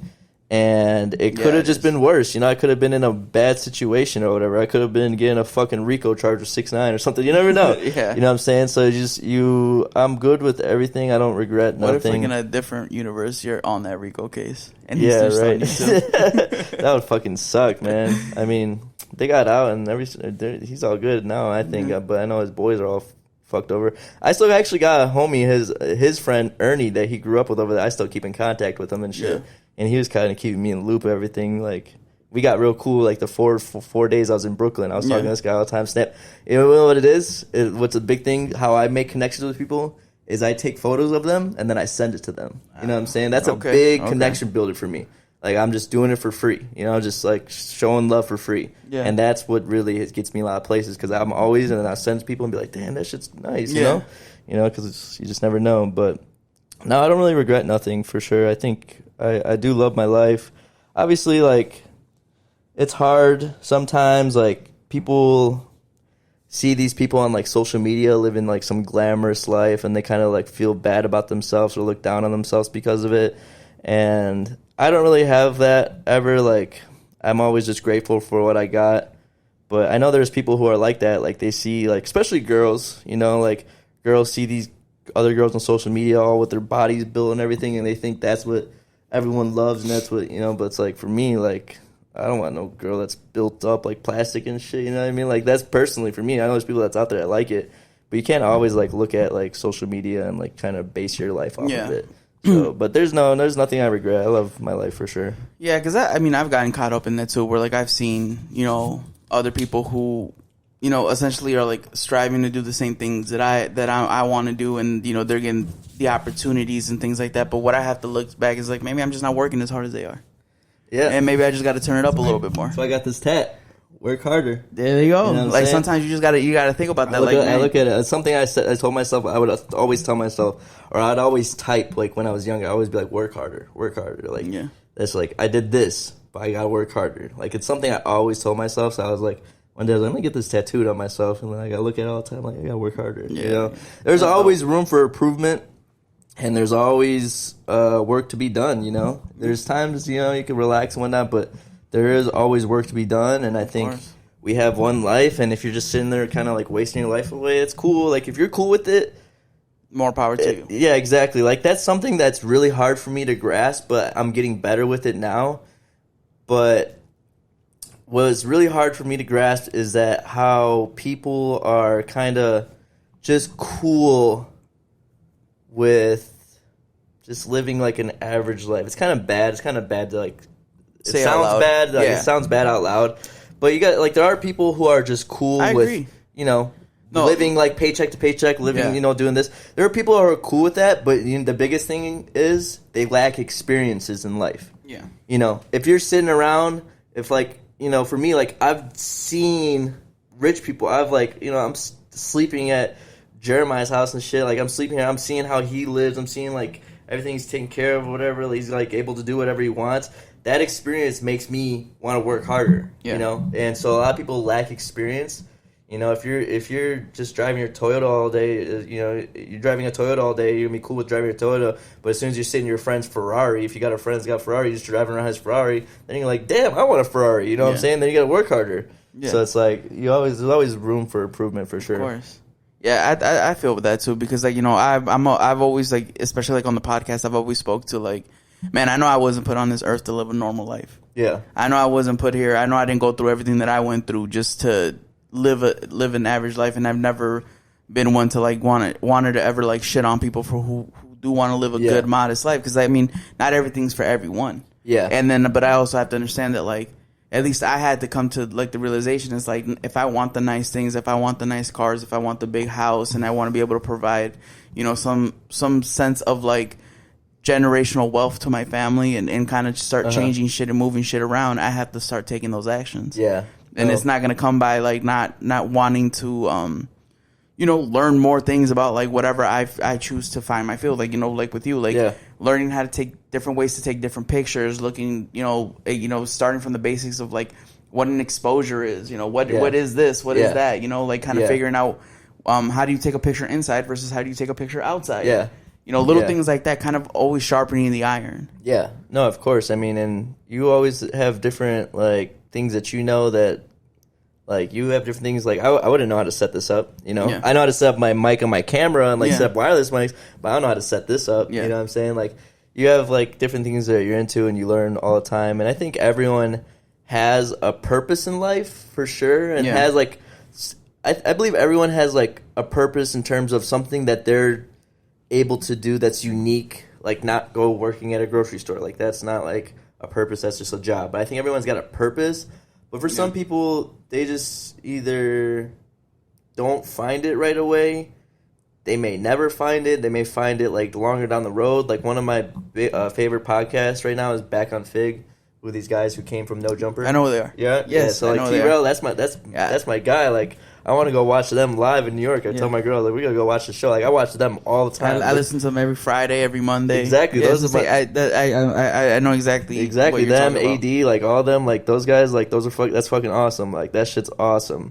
Yeah. But even he says like, you know, he was on the road with Tyga and shit, and he always like try to figure out like what am I supposed to do, whatever. And then he's like, I'm like, you know, 38 now, and I'm finally figured out what I'm here to do. You know, and he's a real big inspiration of mine too because he kind of like he said like you know I'm on the road, I'm seeing Tyga live his life, I'm seeing him do this and that, and I'm just here just like what the fuck? Yeah, like to your point. And then I guess one day Tyga goes to him and says like, bro, you got to figure it out because after this shit's over and done with, I'm gonna still be me. Yeah, and Smack Smack. Yeah. Smack with Schoolboy Q. He said Schoolboy Q told me that he's like, I'm done making music. You gotta find something to do. Yeah, what are you gonna do when I'm not on tour? You know what I'm saying? Like to that, like those guys are older and they're finding their purpose. And a big thing, what I tell everyone too, I always tell people who like are like my girl. My girl's like she's 23, and she's all like, I'm not, you know, like she's like be like looking down herself because like she's in school for nursing and stuff, but she's like, I have nothing else to do. Like when I first met her, she's like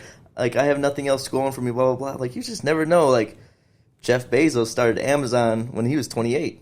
He's my age. You know what I'm saying? He started Amazon. He's 28. He didn't become a billionaire or whatever until he's like 35. You know what I'm saying? A lot of times these things take time, like a lot of time. I agree. And you know, one of the biggest things, like I don't know if you've ever listened to Russ, the rapper. I've never listened to him, but like, have you ever listened to like any of his interviews? No. I encourage you. I'll send you one. Okay. Because one of his things was like it takes 10 years to become an overnight sensation. And he's like, he did the thing kind of like how the dude who the artist that you followed, where he dropped a song every week. For I think it was for like a year. Yeah. And then that's the way to do it. And in the mix of all those songs, What You Want was one of those songs. And that's the one that took a life of its own. Exactly. And I tell that to all my homies that make music too. Like I really stress that because just when you're an artist, you're always your own worst critic. Everyone knows that. Yeah. Like you're always your own worst critic. For me, like I don't upload as much as I should, nearly as much as I should. Like I want to be uploading every day, but I'm always like this next post got to be better than the last one. Exactly. And like sometimes like you just gotta relax and just kind of just put the shit out there because it'll come with time. But what I tell everyone that makes music is that your favorite song that you make could not be my favorite song. Yeah. Like the song that you hate could be my favorite song. But that's the importance of having a catalog. Exactly. Because which is another thing that Russ talks about, which is like, look, I had like a 300 song catalog, and just because you didn't like one song, now you have 299 other songs that you can go back and listen to, and you can find another 4 or 5 songs that you really gravitate to. Yeah. And then that will make you a fan for life. Yeah. Which is just catalog. See, I truly believe that too. But then like Murph right now, Murph's got he's like he talks to people from Republic Records. Like he's got an agent over there that works with them for his marketing plans, and he's got someone from Universal that he's got like a publishing deal with, and they had him remove all his old music from Apple Music because they want to like start putting out his like new stuff and then market it a certain way. But to me, I'm like, what the fuck? Like, what's the point of that? Like, if you're putting out a song like every couple months or whatever, and like I hear you and like, oh, I want to go look you up, and you have nothing back to go look at, like, it makes no sense to me.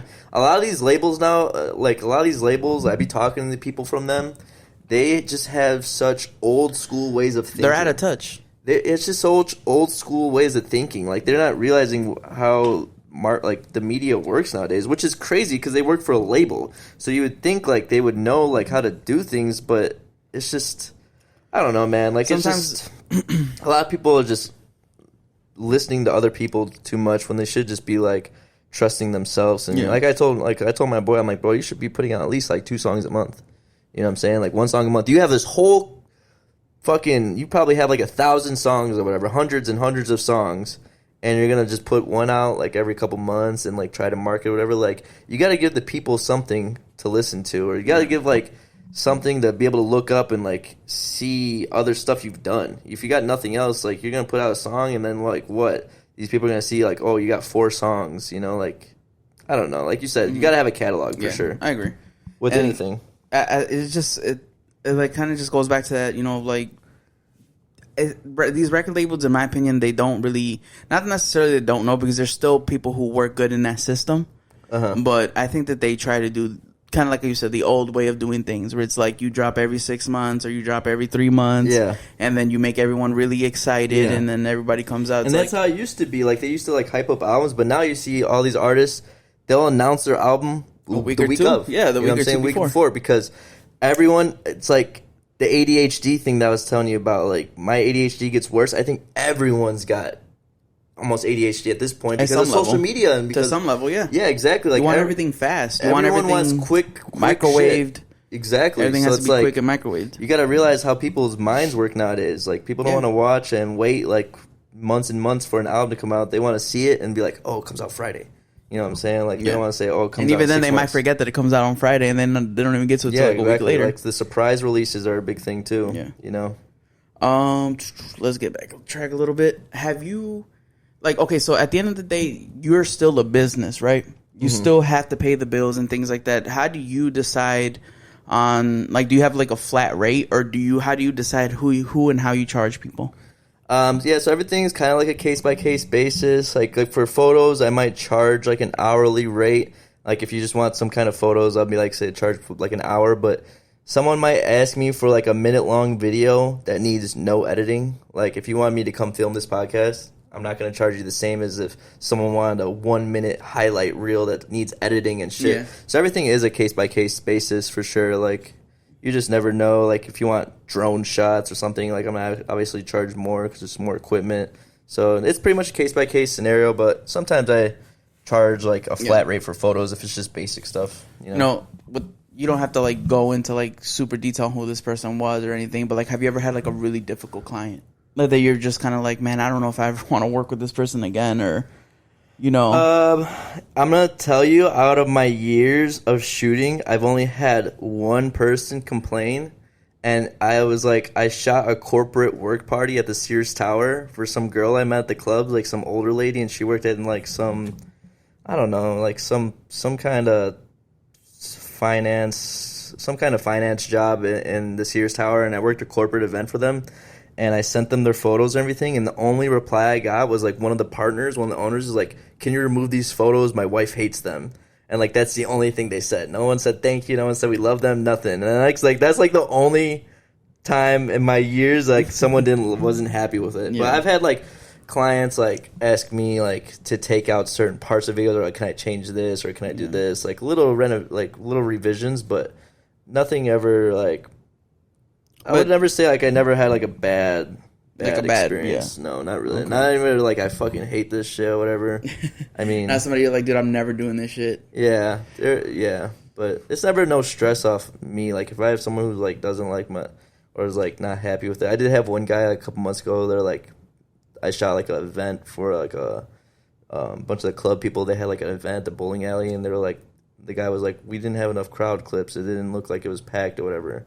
And then I was like, okay. And like, I threw a couple extra the crowd clips. I switched it out, and then like, he was like, all right, that's cool, and just send me my money. I was like, you know, but but what do you like with like those difficult clients and stuff like that? What is something that you try to take away? Like, do you just ever think like, man, maybe I'm the problem, or do you ever just like, oh, you know what, you just gotta have to chalk it up to the game and a lot of times I'm like, I go back and like, let's say I'm like shooting a video, and I go and I look back and I'm like, man, I probably could have shot like way more footage instead of just chilling over here sipping on my tequila on the rocks. Trying not to get a headache. Yeah, a lot of times I'm over here just like sipping my drink. Like, I like to have a good time when I work, you know, and like whenever I work at the clubs or whatever, like, they're cool with it. Like, they give me like fucking drink tickets, or I get free drinks or whatever. And like, no one ever says nothing. So sometimes I do be like kind of chilling, but at the end of the day, like, I can always like make something work with what I got. So I just kind of know that myself. Like, I can go if someone wanted a minute long nice video, like, I can go probably for 15 minutes and film and make something out of it. You know,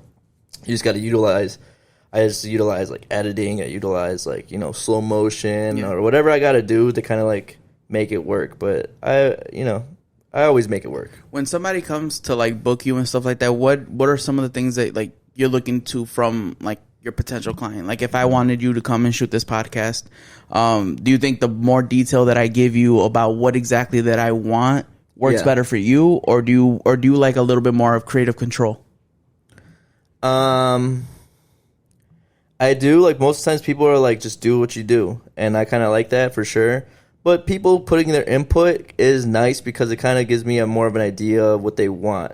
So, like, I have this one client who, like, I shoot a lot of videos. I do a lot of club shit because it's just easy money. Like, it's not something I really love to do because, like, club videos, like, they're just random. There's really no purpose to them. Yeah. It's just showing off. It's like hype. It's just showing off girls. It's just showing off, like, hype shit, like, just to get people in, you know? Yeah. So it's not, there's no really purpose for it. So it's not, like, my favorite thing to do, but it's easy money. Yeah. So that's why I do it all the time. But I have this one client who, like, at first, like, he would always be like, hey, bro, this song's too slow. Can you know what I'm saying? Like, I like cinematic shit. Like, I like having, like, slower music and, like, slow motion and, like, looking nice. But, like, he wanted, like, high energy, quick clips, switching, clips. He wanted to, like, switched off. So then I started telling him, like, bro, just pick the song. You know, whenever you want me to do a video, like, pick the song. That way I can kind of see the vibe that you want. Yeah. You know what I mean? So that's kind of what I want. But, yeah, having creative control is nice, but I think anytime I work on like a bigger thing, if I ever shoot, like if I did like a music video or something like that has more purpose, having people to help you out is nice. Having a team to kind of help you out is for sure nice. Like, because on the spot, it's kind of sometimes hard. Like, I'm really good at like thinking of ideas, like what to do when I'm not doing it. But then on the spot, when you're in action and everything, and there's so much going on, sometimes I forget about like those ideas that I had. Like even if I write them down, like. Sometimes I'll have just, like, little thoughts about stuff I could do. And, like, sometimes maybe just lose a little, like, creativity because I'm in action or whatever. So if I ever have, like, another person to be like, oh, you should shoot it this way or, like, let's film from this way, I'll be like, oh, yeah, that'd be nice. And then I start thinking of other stuff, just off the top of my head. Just, like, opens up a wider range of things. So, like, that's why, like, shooting these big production music videos, even though they may look simple, you go and look at all the people that worked on it, and there's, like, a long list of people that go into, like, even a Cole Bennett video. Right. Like, it's not just Cole Bennett doing this shit. Like, you ever go look at his videos? Like, I mean, credits. The iPhone video, it might have been just him, but any, like, big production video, there's a long list of people that put in work to make this video happen. And I don't think people, like, understand, like, how much goes into it. So, definitely having, like, other people around, like, just is going to make it usually turn out to be a better product. For the most part, Sometimes, like, you kind of, if you think the ideas are not good, like maybe I'll just do whatever I think. I won't say that in person. I'll be like, yeah, but then I'm back and I'm just doing whatever I think, because I'm like, nah, this person. You're like, this dude's tripping. This will look a little bit better. Yeah, this guy's tripping. Like, we ain't putting this shit in here for sure. So okay. Can you give me one business and one life lesson you've learned throughout your journey so far? One business and one life lesson, or they might even go hand in hand. What do you mean one business? Like one business, let me see. Like one business lesson. Business lesson? Yeah, any like business lesson or like a life lesson you've learned throughout this whole journey that like you've really just sat there and just kind of like look back and you're like, damn, like maybe if I would have done things a little bit different, in the beginning, I probably would have been able to make more money at that moment. Or just anything in general, anything that you feel like maybe like in the beginning you feel like if you would have done things a certain way, the operation would have been a lot smoother. Things might have turned out a little bit different. Because I know that you speak about like not really regretting anything and stuff like that. Yeah. But. I don't know about like exact lesson, but I think.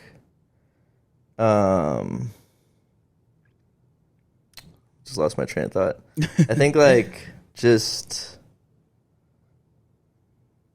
I don't really know. Like I think that kind of goes like in with like I said, like you never know like who you're gonna talk to, stuff like that. But life lesson, just I don't know, man. Like just a lot of like lessons. I would say I don't have any like regrets in life, but like a life lesson.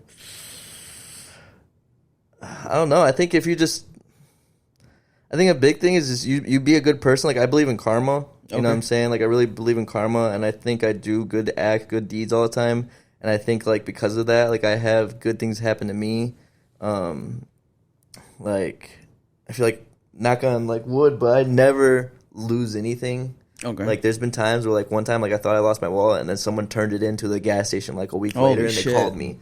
Or whatever. Or one time I lost my wallet in Malibu, and a private investigator found it and hunted me down, called me and like found me and like he was like, oh, hey, he's like, I got your wallet, like blah blah blah. I was like, can we meet? Like here, he's like, yeah, I'll go. And the guy drove like 30 minutes to come deliver my wallet to me in Malibu. So it's like it's like about being karma. Lucky. Exactly. Yeah. So it's like I believe just if you be a good person and you do good things will happen to you. That's just what I believe. Okay. There's obviously like tragedies and sometimes like shit that happens and it will make people like question that sentiment, that way of thinking. Yeah, like that wording. Like people might question it, like why did this happen to this person if they're a good person? But I mean, I don't know. Like if you're always like kind of like thinking shit like that, you're always gonna. you know, I'm very big on being optimistic. That's what it is. You know, I'm always like stressing, try not to be a pessimist. Yeah. Always be an optimist.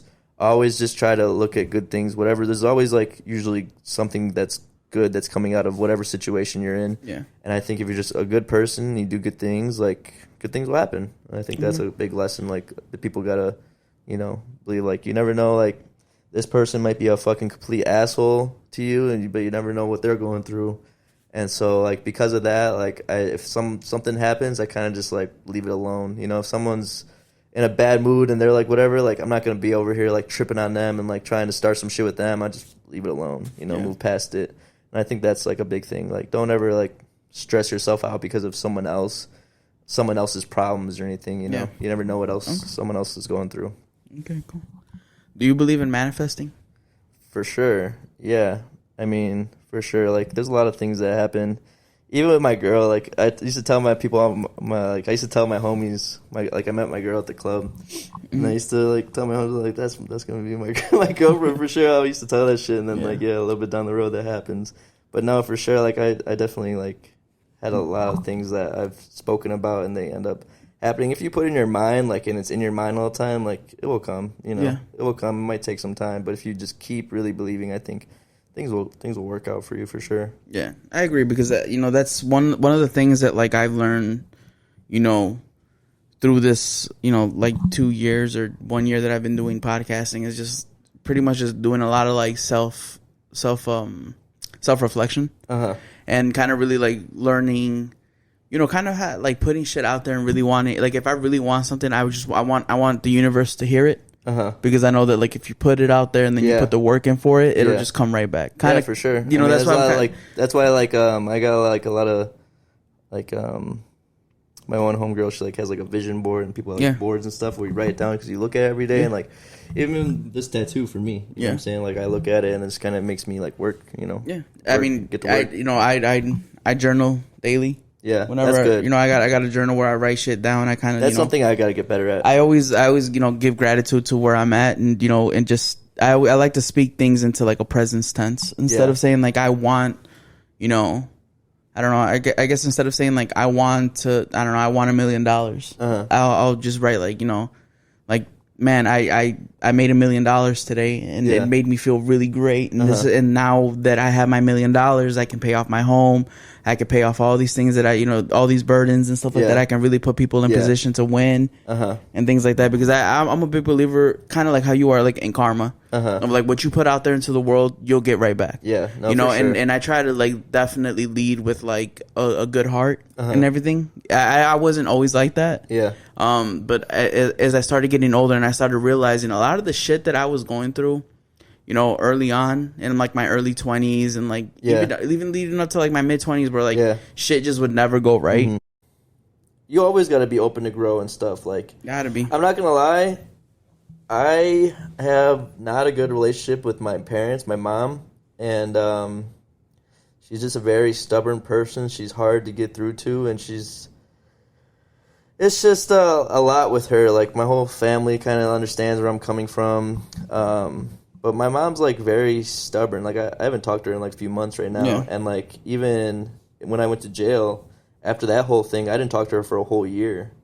For, like, a whole year. From, like, her birthday, we got in a fight. The cops got called. All sorts of shit was happening all the way up until, like, Christmas. So, like, from February to Christmas, I didn't talk to him at all. Like, not a single word. And right now, we're kind of on the same thing. I haven't talked to him in a few months. But my mom's, like, you know, just very stubborn. She'd be saying stuff like the way she talks to me, like she would tell me like I don't like it, and I'd be like, and she would be like, I'm that person, like I've been the same way for 20 years, like if you don't like it, then like blah blah blah, like I'm this person, blah blah blah. But I'm like thinking like, why would you want to be the same person your whole life? You know, like why do you want to be the same person? Yeah. Like you gotta have room, you gotta be open to growing and change. You gotta be open to change. Like if you're always just saying I'm this person, like blah blah blah, that's fine. Like, you know, like this is what you get and whatever, like that's not good, because like that means you have no open mind to be able to change and make better choices or whatever, do things for better. Like if you're just stuck in your old ways of thinking, then you're kind of just gonna be stagnant in life, you know. I agree with the way you think, and you know, and I 100% agree with that, because like I like just like using myself as an example, bro. Like I couldn't live like that forever. Yeah. I started having kids. Yeah. I started seeing that there was a life outside of that. I started seeing like, man, like I like taking my kids to Disney. I like doing these things. I like spending time with them. I don't want to spend every fucking day worried about if I'm gonna go to jail or not. Yeah. Like fuck that shit. For sure. And I just wasn't a good person. Yeah. Like I was just an angry person. And that's why like jail was good for me. You know what I'm saying? Because like I'm saying, bro, like everybody got to go to jail at least once. It was good. Like it's a good eye opener. You know, there's things that happen in your life that really flip a switch, and that are meant to happen. Like jail, getting a house, getting my dog. Like before the dog, I used to just be willing to like go out to the city, stay out there, like whatever, stay out there, party all night, stay at my friend's couch or whatever, sleep over, blah blah blah. Then I got a dog, and I'm like, I got someone to take care of. It brought that sense of responsibility. I gotta be home. Stability. I got a house now. I gotta make sure I pay my house on time. I gotta do all this stuff. So it's like there's things that happen in your life that really flip a switch, and that's something I stress to a lot of people. Is maybe like you just haven't hit that. If you just haven't had that moment that really flipped a switch. Some people haven't hit that stride yet. I know everyone says having a kid is obviously the biggest thing. Yeah. Where like like it makes you want to work harder, makes you want to because you have like someone to take care of. Yeah. Obviously, I say my dog, but I know like if I'm like this changing this much because of a dog, I can't even imagine like having a kid. It broadens up like a whole different perspective, dude. Like just the level of like importance of every single move that you make is like hyphenated by like 1,000. Yeah. So like that impulsive, like I need to go do this because I want to, I don't know, like if I said fuck it, like I'm gonna just pick all my shit up and move to LA and just start hanging out with like meet as many random people I can and start recording them. I can't do that. I have 2 kids. I have a job, I have a mortgage, I have my wife, I have everything that I have going on here, and I have people who depend on me on every single day.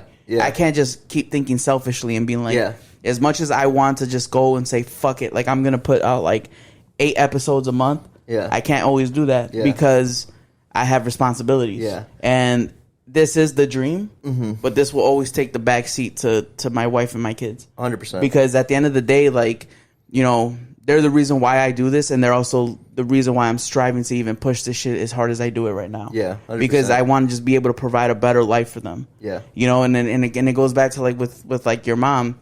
Like I have people in my life who are like that, who are like still stubborn and, you know, refuse to look at life from a different perspective. And refuse to grow from that. And you have to understand, man, shit just ain't for everybody. You have to just guard your energy, bro. Sometimes not everybody's entitled to your energy. Not everybody's entitled to have conversations with you. Like I definitely have cut people off because it's just not because I want to be an asshole or because I feel like I'm better than you, but you know, I have to understand that like, dude, like, you know, you're bringing me down. You know, and I'm trying to make 10 steps forward, but every single time I talk to you, we're going back 5. We're going even 2 or 1 or 2 steps is too many. You know, because now you're just taking back from all the work that I just put in. For sure. And I think that's something it's also going to make me sound like kind of like a dick or an asshole, but I have no problem cutting people off. Me either. And it's never been an issue for me. And honestly, like, I don't talk to anyone from Antioch that I went to high school with. Not a single person do I talk to anyone from school. I have my homies like Mikey and all them that I grew up with.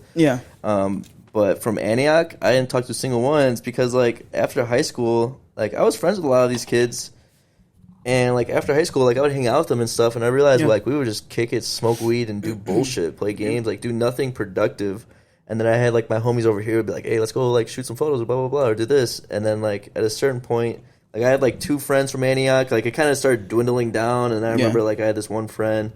And he did something that, like, just kind of, like, pissed me off that day. And, like, I kind of just thought about, like, this guy, like, I'm just hanging out with this guy. And we're doing nothing productive. He just wants to fucking smoke weed and, like, fucking, like, find the next drug to do or something all the time. And so, like, it's never no problem for me just to cut someone off, like, at all. And I think a lot of people, they kind of, like, try to stretch something or be like, well, maybe he will change or maybe blah, blah, blah. But it's like, you know, it's crazy. It's crazy that you said that because, like, I think it was an episode before this one or the one right before that one, but it's called Protect Your Peace.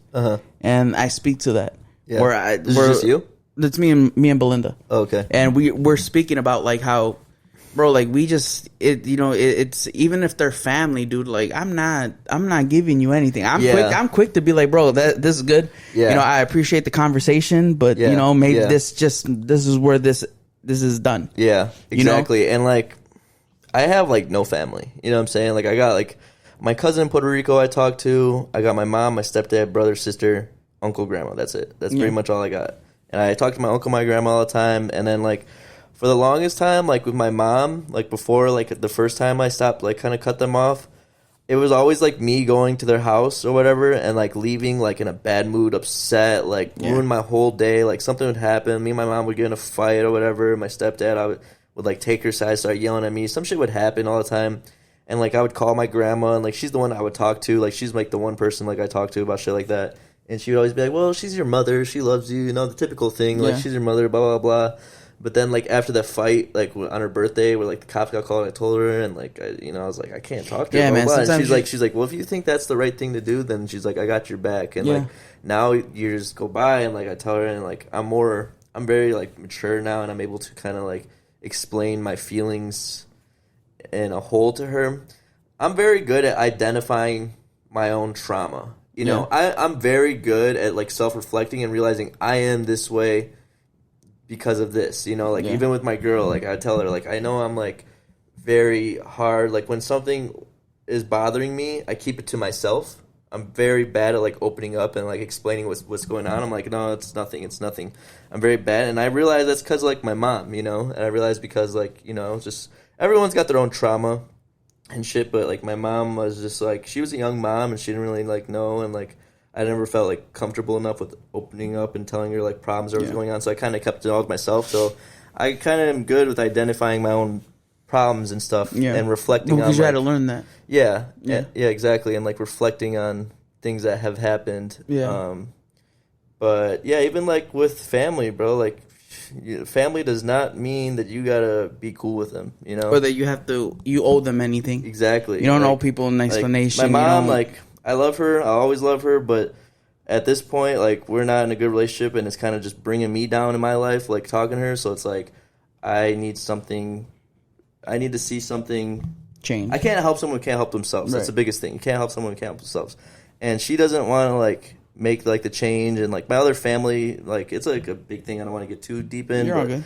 My family knows, like, the problems that she has and all that stuff, and I think she just needs to make a change, and before like I can like see myself having a good, healthy relationship with her, like that's got to be the change, because I've tried changing for her. Like I've tried like never like doing stuff like my grandma would tell me. She's like, you would talk back all the time, or like you would try to argue bit. So like I would try not to be argumentative. I would say okay. Like if she says something that's bothering me, I'd say okay, whatever. I would try to change, and like nothing really ever came out of it. So I'm like, you both got to change in order to make that relationship work out. Yeah. So it's something, I obviously want to. Yeah. I don't obviously hate her, nothing like that. Yeah. I love my mom for sure, but it's just, gotta have our own problems worked out before that, the whole thing will work out in a nutshell. Yeah. And no, I mean I agree with you, bro, because I'm in that stage of my life too. Yeah. Where I would like to say that I'm very self-aware, and I know that like even sometimes maybe I may be the problem too. Yeah. So I have to remember that shit too, and I have to remember that like not everyone looks at life the way I look at it, because like I said, like I was just talking about this on the podcast where I'm like, I love my friends, I love my family, but there's certain people you have to just love from a distance. Yeah, and you have to be okay with with knowing with knowing that like, man, we're just never gonna see eye to eye on certain things, and that's okay. Yeah, that's a really good way to put it. Like love from the distance. That's a good way to put it. Because you love your mom, bro. Like that's your mom. Yeah. But at the end of the day, like that your mom brings that like negative energy or just brings you down, but you just love her from a distance. Yeah, no, for sure. I mean, it's like a big thing that I had a conversation with my uncle about this like weeks ago. My uncle and like my grandpa, like his dad, like they don't talk no more. Yeah. So it's kind of like a big thing, and I kind of asked him like his like how he views the relationship with him and his grandpa or my grandpa, and like he said like my grandpa and my mom are just like very much alike. And my grandpa didn't want to like own up to the mistakes that he's made. Yeah. And so because of that, like my uncle's like, well, if he doesn't want to own up and like apologize for the things that he's done or whatever, then like, whatever, then like that's gonna just be how it is, and I'm not gonna like sit here and stress my life and try to make these things work. Like if they're gonna work, Man, they're I gonna feel work. that. And so I feel he that kind of gave me 100%. that like that advice. My mom, you know, it's just I don't know. Obviously, you want things to work out, and I do hope things work out. Yeah. Eventually, but it's just for right now, I gotta. Do what's best for you. In all reality, like I do everything that I do. Like my biggest goal is to be able to bring my family together. Like, bro, like I have no family. I haven't had a family party in over 10 years. Like I have no family, you know what I'm saying? Like, which sucks. Like I have no like family. I have my little brother, my sister, but I have like no cousins. I have no nothing. You know what I'm saying? And so like I have my cousin in Puerto Rico, but he's not like my direct cousin. He's my I call him my cousin obviously. Yeah. I have family in Puerto Rico, but my cousin's the only one I really talk to. Yeah. But I want to be able to like bring my family together, like bring everyone together, take them on vacation. I want to be able to do that kind of shit, you know what I'm saying? And like it sucks to say, but like the thing that holds everyone back is money. You know what I'm saying? Like everyone's got responsibilities to where we can't all get together. We got to do this. Like everyone's struggling, blah blah blah. Like we can't just go out here and spend money and be able to have like a party or whatever. Like they, like my family is really, like my parents, like they don't have much money at all. You know what I'm saying? So it's like it does suck to say, but like money is a big thing in life, and like if I could just kind of work as hard as I can right now and just hope like maybe I could just like do something and be able to bring everyone together and like reignite like a family type of thing in my life, then that would be awesome. And that's kind of like what I really strive for, is being able just to bring everyone together. Like I don't want money to go be rich and fuck off and do all this bullshit, whatever. Like, you know what I'm saying? Like I'd be cool with just a nice house or whatever. I got my house now. I'm cool with it, whatever. I'm cool with everything, but being able to bring everyone together is kind of really what I really want to do. I have conversations like that a lot with Belinda, and we sit around and we talk about like what is going to be our life, because I'm 100% determined to make this shit happen one way or another. Yeah. And my biggest thing, it's kind of like how you said it is the money. It sucks that like It sucks to say. It sucks that it's that. It sucks but to say. But that's that's kind of the thing, because I'm kind of like almost in the same boat with you with like, I have to be a better son.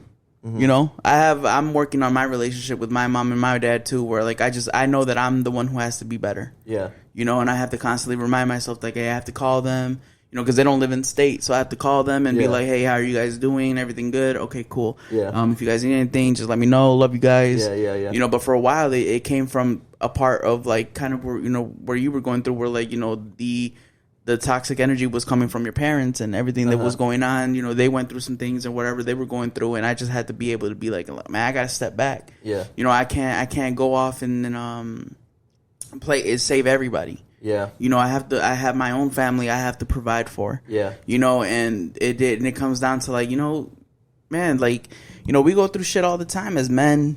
Yeah. As just young men who just are trying to we're part of a generation where like, we're just trying to figure it out. Yeah. Because the generation before us kind of fucked us. Yeah. So we have to kind of put everything together and figure it out for ourselves and try to provide a better path for those that come before us. Yeah. I.e. our kids or, our siblings or whoever we're looking to protect. And, I think about this shit every day. Yeah. I think about it every day. And that's like one of my biggest things where like, that like I'm starting to lose sleep over, because I'm just like, my brain is constantly like, man, how can I be better? And how can I make more money today to just relieve the stress of as many people as I possibly can. Yeah, of course. And, I do think that, like, once the situation gets right, I'm going to be more of a giving person, to those who supported me, to those who are less fortunate than me. Yeah. And that's something that I get excited even thinking about. Yeah. Being able to change lives and shit like that, and be able to provide opportunities to people, not just give out handouts, but be able to provide opportunities and, for people to see, like, you didn't go to college for photography and for videography. Yeah. You didn't go to a special effects class and learn all that shit. I didn't go to school for communications or anything like that. I stopped making excuses on why. I stopped saying, man, I want a podcast. I want a podcast. I said, fuck it, I have a podcast. Yeah.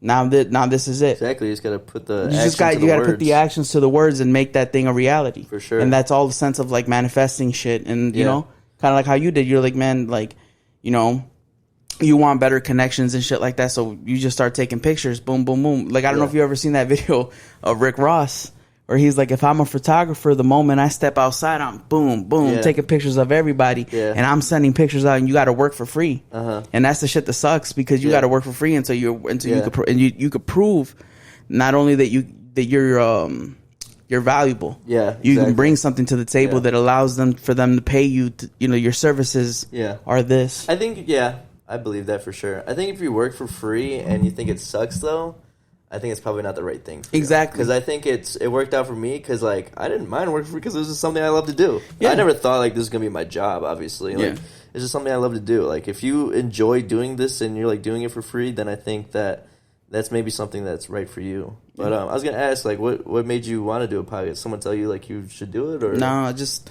watched a lot of podcasts? Kinda. Because I'm on the same boat. I want to do a podcast. So I started listening to podcasts in 2016. I got really into a podcast called the Bodega Boys. I don't know if you ever heard of them, with Jesus Nice and the Kid Mero. No, it's a very niche podcast. What are they talking about? It was pretty much just two best friends that would just get on there, and they would just kind of like, give everything a perspective. Like, it was like not politics, but like everyday shit, like pop culture. But giving it like a really good like New Yorker twist to it.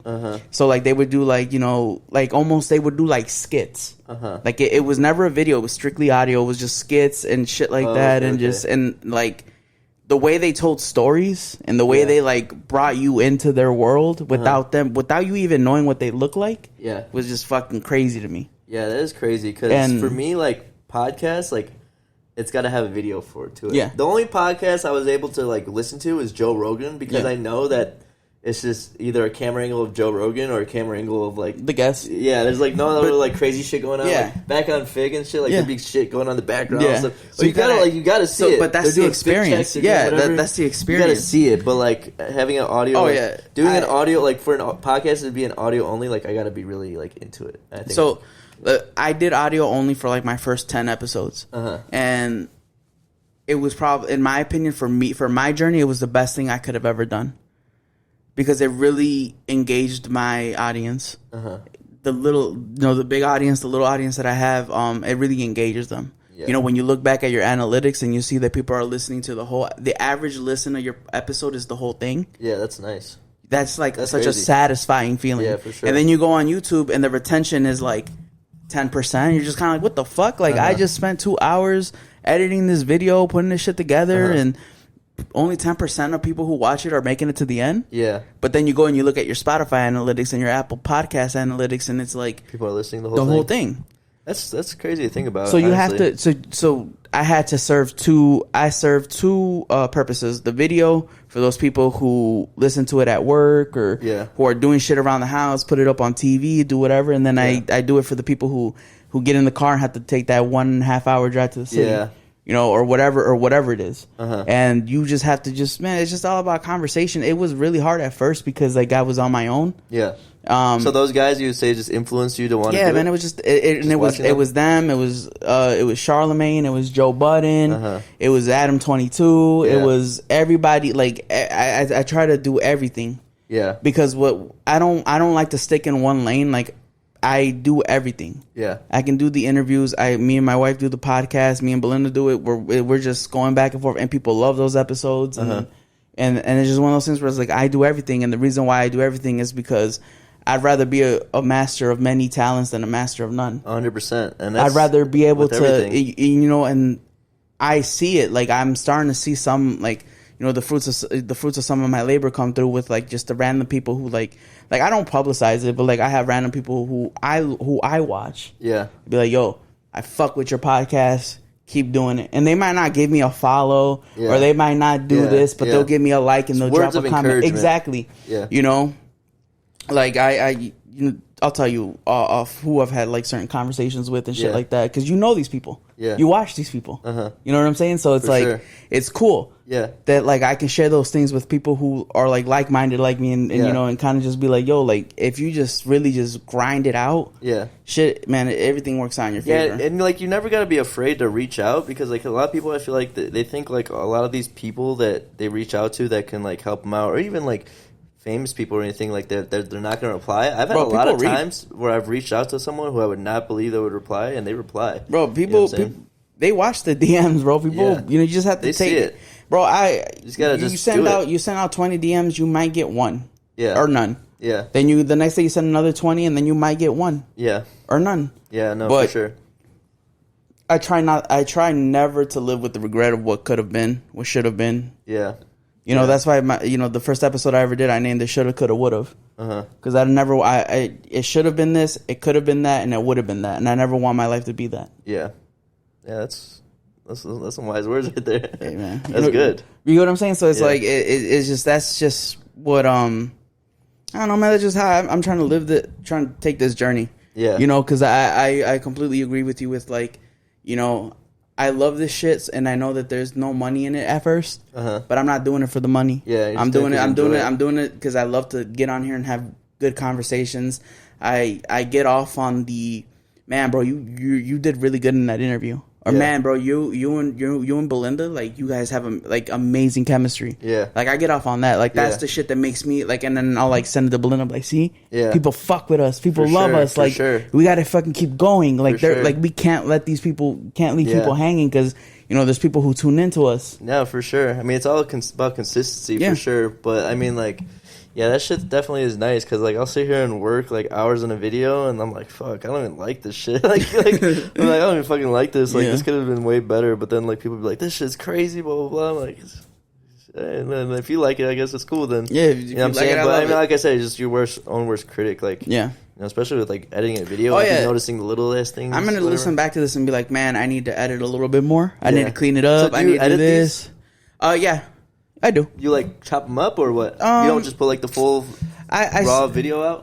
Never. You chop it up? Yeah. Okay. You'll see. Yeah. Like I'll you know, I have a process where like I just throw this up into a program, and I sync the audio, and I go through every part of the episode, and you like chop up segments or what? Not really chop up segments, but kind of more of like try to like edit out like dead space and shit like that. Okay. Kind of like, you know, like the first, you know, try to take out, like, one of the biggest things that I try to do is I just want everything to be as good sounding as possible. Yeah. And I just want to be able to just keep people here. Yeah. They have a new AI app for podcasting. I saw that. You saw that? Where, like, I did see that, but I don't know if you wouldn't need it. It's like more for like different angles. So, you know what I'm saying? Yeah. It's like if you had a camera angle on me and a camera angle on you, the AI would know to chop the clip whenever I'm talking and then chop the clip whenever you're talking. Yeah. That shit's fucking insane. The reason why I do everything like the way I do it so manual is because this influencer podcaster that I listen to, one of the videos where he was kind of like going through this shit, he was just kind of like, make sure you learn how to do everything yourself. That way, when you're ready to farm off this work, you have a vision. Yeah. You know how to communicate that vision. And then it will never become a discretion with you and your video editor, you or whoever, because now you know what you're looking for, and you can kind of tell them like, look, this is what I'm looking for. I need you to chop it here, do this, use this effect, and this is what will make it better. Yeah. Now, the only reason why you're not doing it yourself is because hopefully you're at the point where like you got a lot going on, and you're busy enough that you're keeping them busy, and then everybody wins. Yeah. You know, for sure. So I'm doing this. I do this. I go through every episode. I do all that myself. You know. And I'll we figure it out from there. Yeah, no, for sure. I definitely I've been wanting to do a podcast for a while. Like, do you watch the Reconnected one? Yeah. So like Blxst on there, like Blxst's, he's like, he just kind of reminds me of like the way he talks, the way so like shit that I would say or whatever. But he's always talking about how like the podcast is like the only thing that's consistent in his life, and how everything else is like so random. Yeah, how he knows he has to like record every Thursday. Yeah, exactly. Like how that's the only thing that's consistent, and for him it's like therapy. And, like, everything else is so random. And, like, I could really, like, attest to that. Like, I could really, like, put myself... that's like, me. Like, my life is just so random all the time. Yeah. And, like, it's hard for me to plan things out. Like, my girl, like, she likes planning things out and shit. She's like, how do you live just so, like like chaotically where you like don't know what's happening tomorrow. I'm like, I don't know. It's just how I've lived. Like it's just how I've been living. Life. Like it's just how I've been living for years. Like everything is just random, you know. Like I went and I always try to maximize like where I'm at, what I'm doing. So like, okay, so like I do the photo video stuff right now. I also sell solar panels. That's like another side hustle. Yeah. You ever need solar panels? Anyone out here needs solar panels? I can sell you some solar panels. That's like another side hustle. Because, like, that doesn't require me to be at an office or anything. I kind of just, I'm an independent contractor, so I could do that. And then also, like, we do, my homie Rocco, we have a sticker shop. Basically, like, a vinyl where we could do, like, it's stickers, anything marketing, anything, like, pamphlet stickers, big banners. You could wrap a wall. Like, we could wrap this entire wall, put a design, like, crazy shit or whatever. So it's, like, last week I shot a video for the homie at the gym. He met me, introduced me to the owner. And then, like, the owner, like, I talked to him, and I was like, yeah, just so you know, like, any kind of stickers, brochures, anything, wrapping, like, I was like, that fridge, I was like, we could wrap that fridge. Yeah. And, like, it was, like, an old Tropicana fridge that he got. I was like, we could wrap it, put your stuff or whatever. He's like, you think you could do it? And he's like, you want to do it? And I was like, yeah, let's do it. We could do it. And he was like, all right, we're going to do it Friday. So then, like, we end up fucking going, wrapping this guy's fridge, and then he wanted his deadlift platforms wrapped. Yeah. So we wrapped the platforms, and then now we're going back Monday to wrap his bathroom floor and then wrap a cable machine. Yeah. You know what I'm saying? So I'm always, like, got all sorts of different shit I'm doing. Yeah. But that's just the one thing is, like, I was there and, like, I'm always throwing myself out there. I'm always putting myself out there. The biggest thing in life is, one, your connections, and two, sales. Knowing how to sell yourself is the biggest thing. Knowing how to talk. Being able to talk and communicate is one of the biggest, like, talents that you could have. Like, I could go talk to my homies who are fucking gangsters, who, like, my homie Murph, you know, he's like, he's like straight from the hood. I can go talk to those guys. I can go talk to business people. I could sit in a business meeting. I could talk to whoever. And I think that's a big thing. But, yeah, like, just being able to put yourself out there, because I shot a video for this dude, and then, then we got, like, 2-3 other jobs because I just put myself out there and said, yeah, we could do this. And so, like, I don't know. I think, just being able, it's just so random, like everything that's in my life. So I think, like, for me, I think about the podcast, like doing a podcast. I'm like, I just need something that's consistent. If I had like that, and I was just able to sit down, say I'm gonna do this every Monday, like that'd be nice, you know, for sure. Well, I encourage it. The reason why, because, and most people would be like, no, this is my lane. I encourage it because there's enough room for all of us. Yeah, and I love that. So if you ever do and you ever need anything, bro, just I appreciate that. And I'm always, like, willing to, it's good to, like, help others out. I think when I was first starting, I did have, like, a bit of an ego and stuff. A little bit of gatekeeping. Yeah, like, I had a little bit of ego and stuff because, like, I was shooting photos, and obviously I was doing it in high school and stuff. And, like, at the time, like, photography and everything wasn't as, like, popular and whatnot. So I was kind of, like, doing something that, like, not many other people did, like, especially, like, around here, like, not a lot of people did, and then, like, now, like, the iPhones are fucking, like, super cinema quality or whatever. So it's, like, everyone's a photographer, so it's, like, now, I kind of understand it more, and I don't have an ego. I'm actually, like, always trying to show love to people, and I'm always trying to, like, repost people when I can and say, like, this guy is the fucking man or whatever. Like I look up to this guy instead of just kind of being, like, kind of, like, having an ego about it, I'm always, like, willing to show love because, like I said, you never know what can come out of it, Like, I show love to this one photographer in Chicago. Shout out Mastermind. He's the GOAT out there. But he's always, like, invited me over to his spot and saying, hey, come by.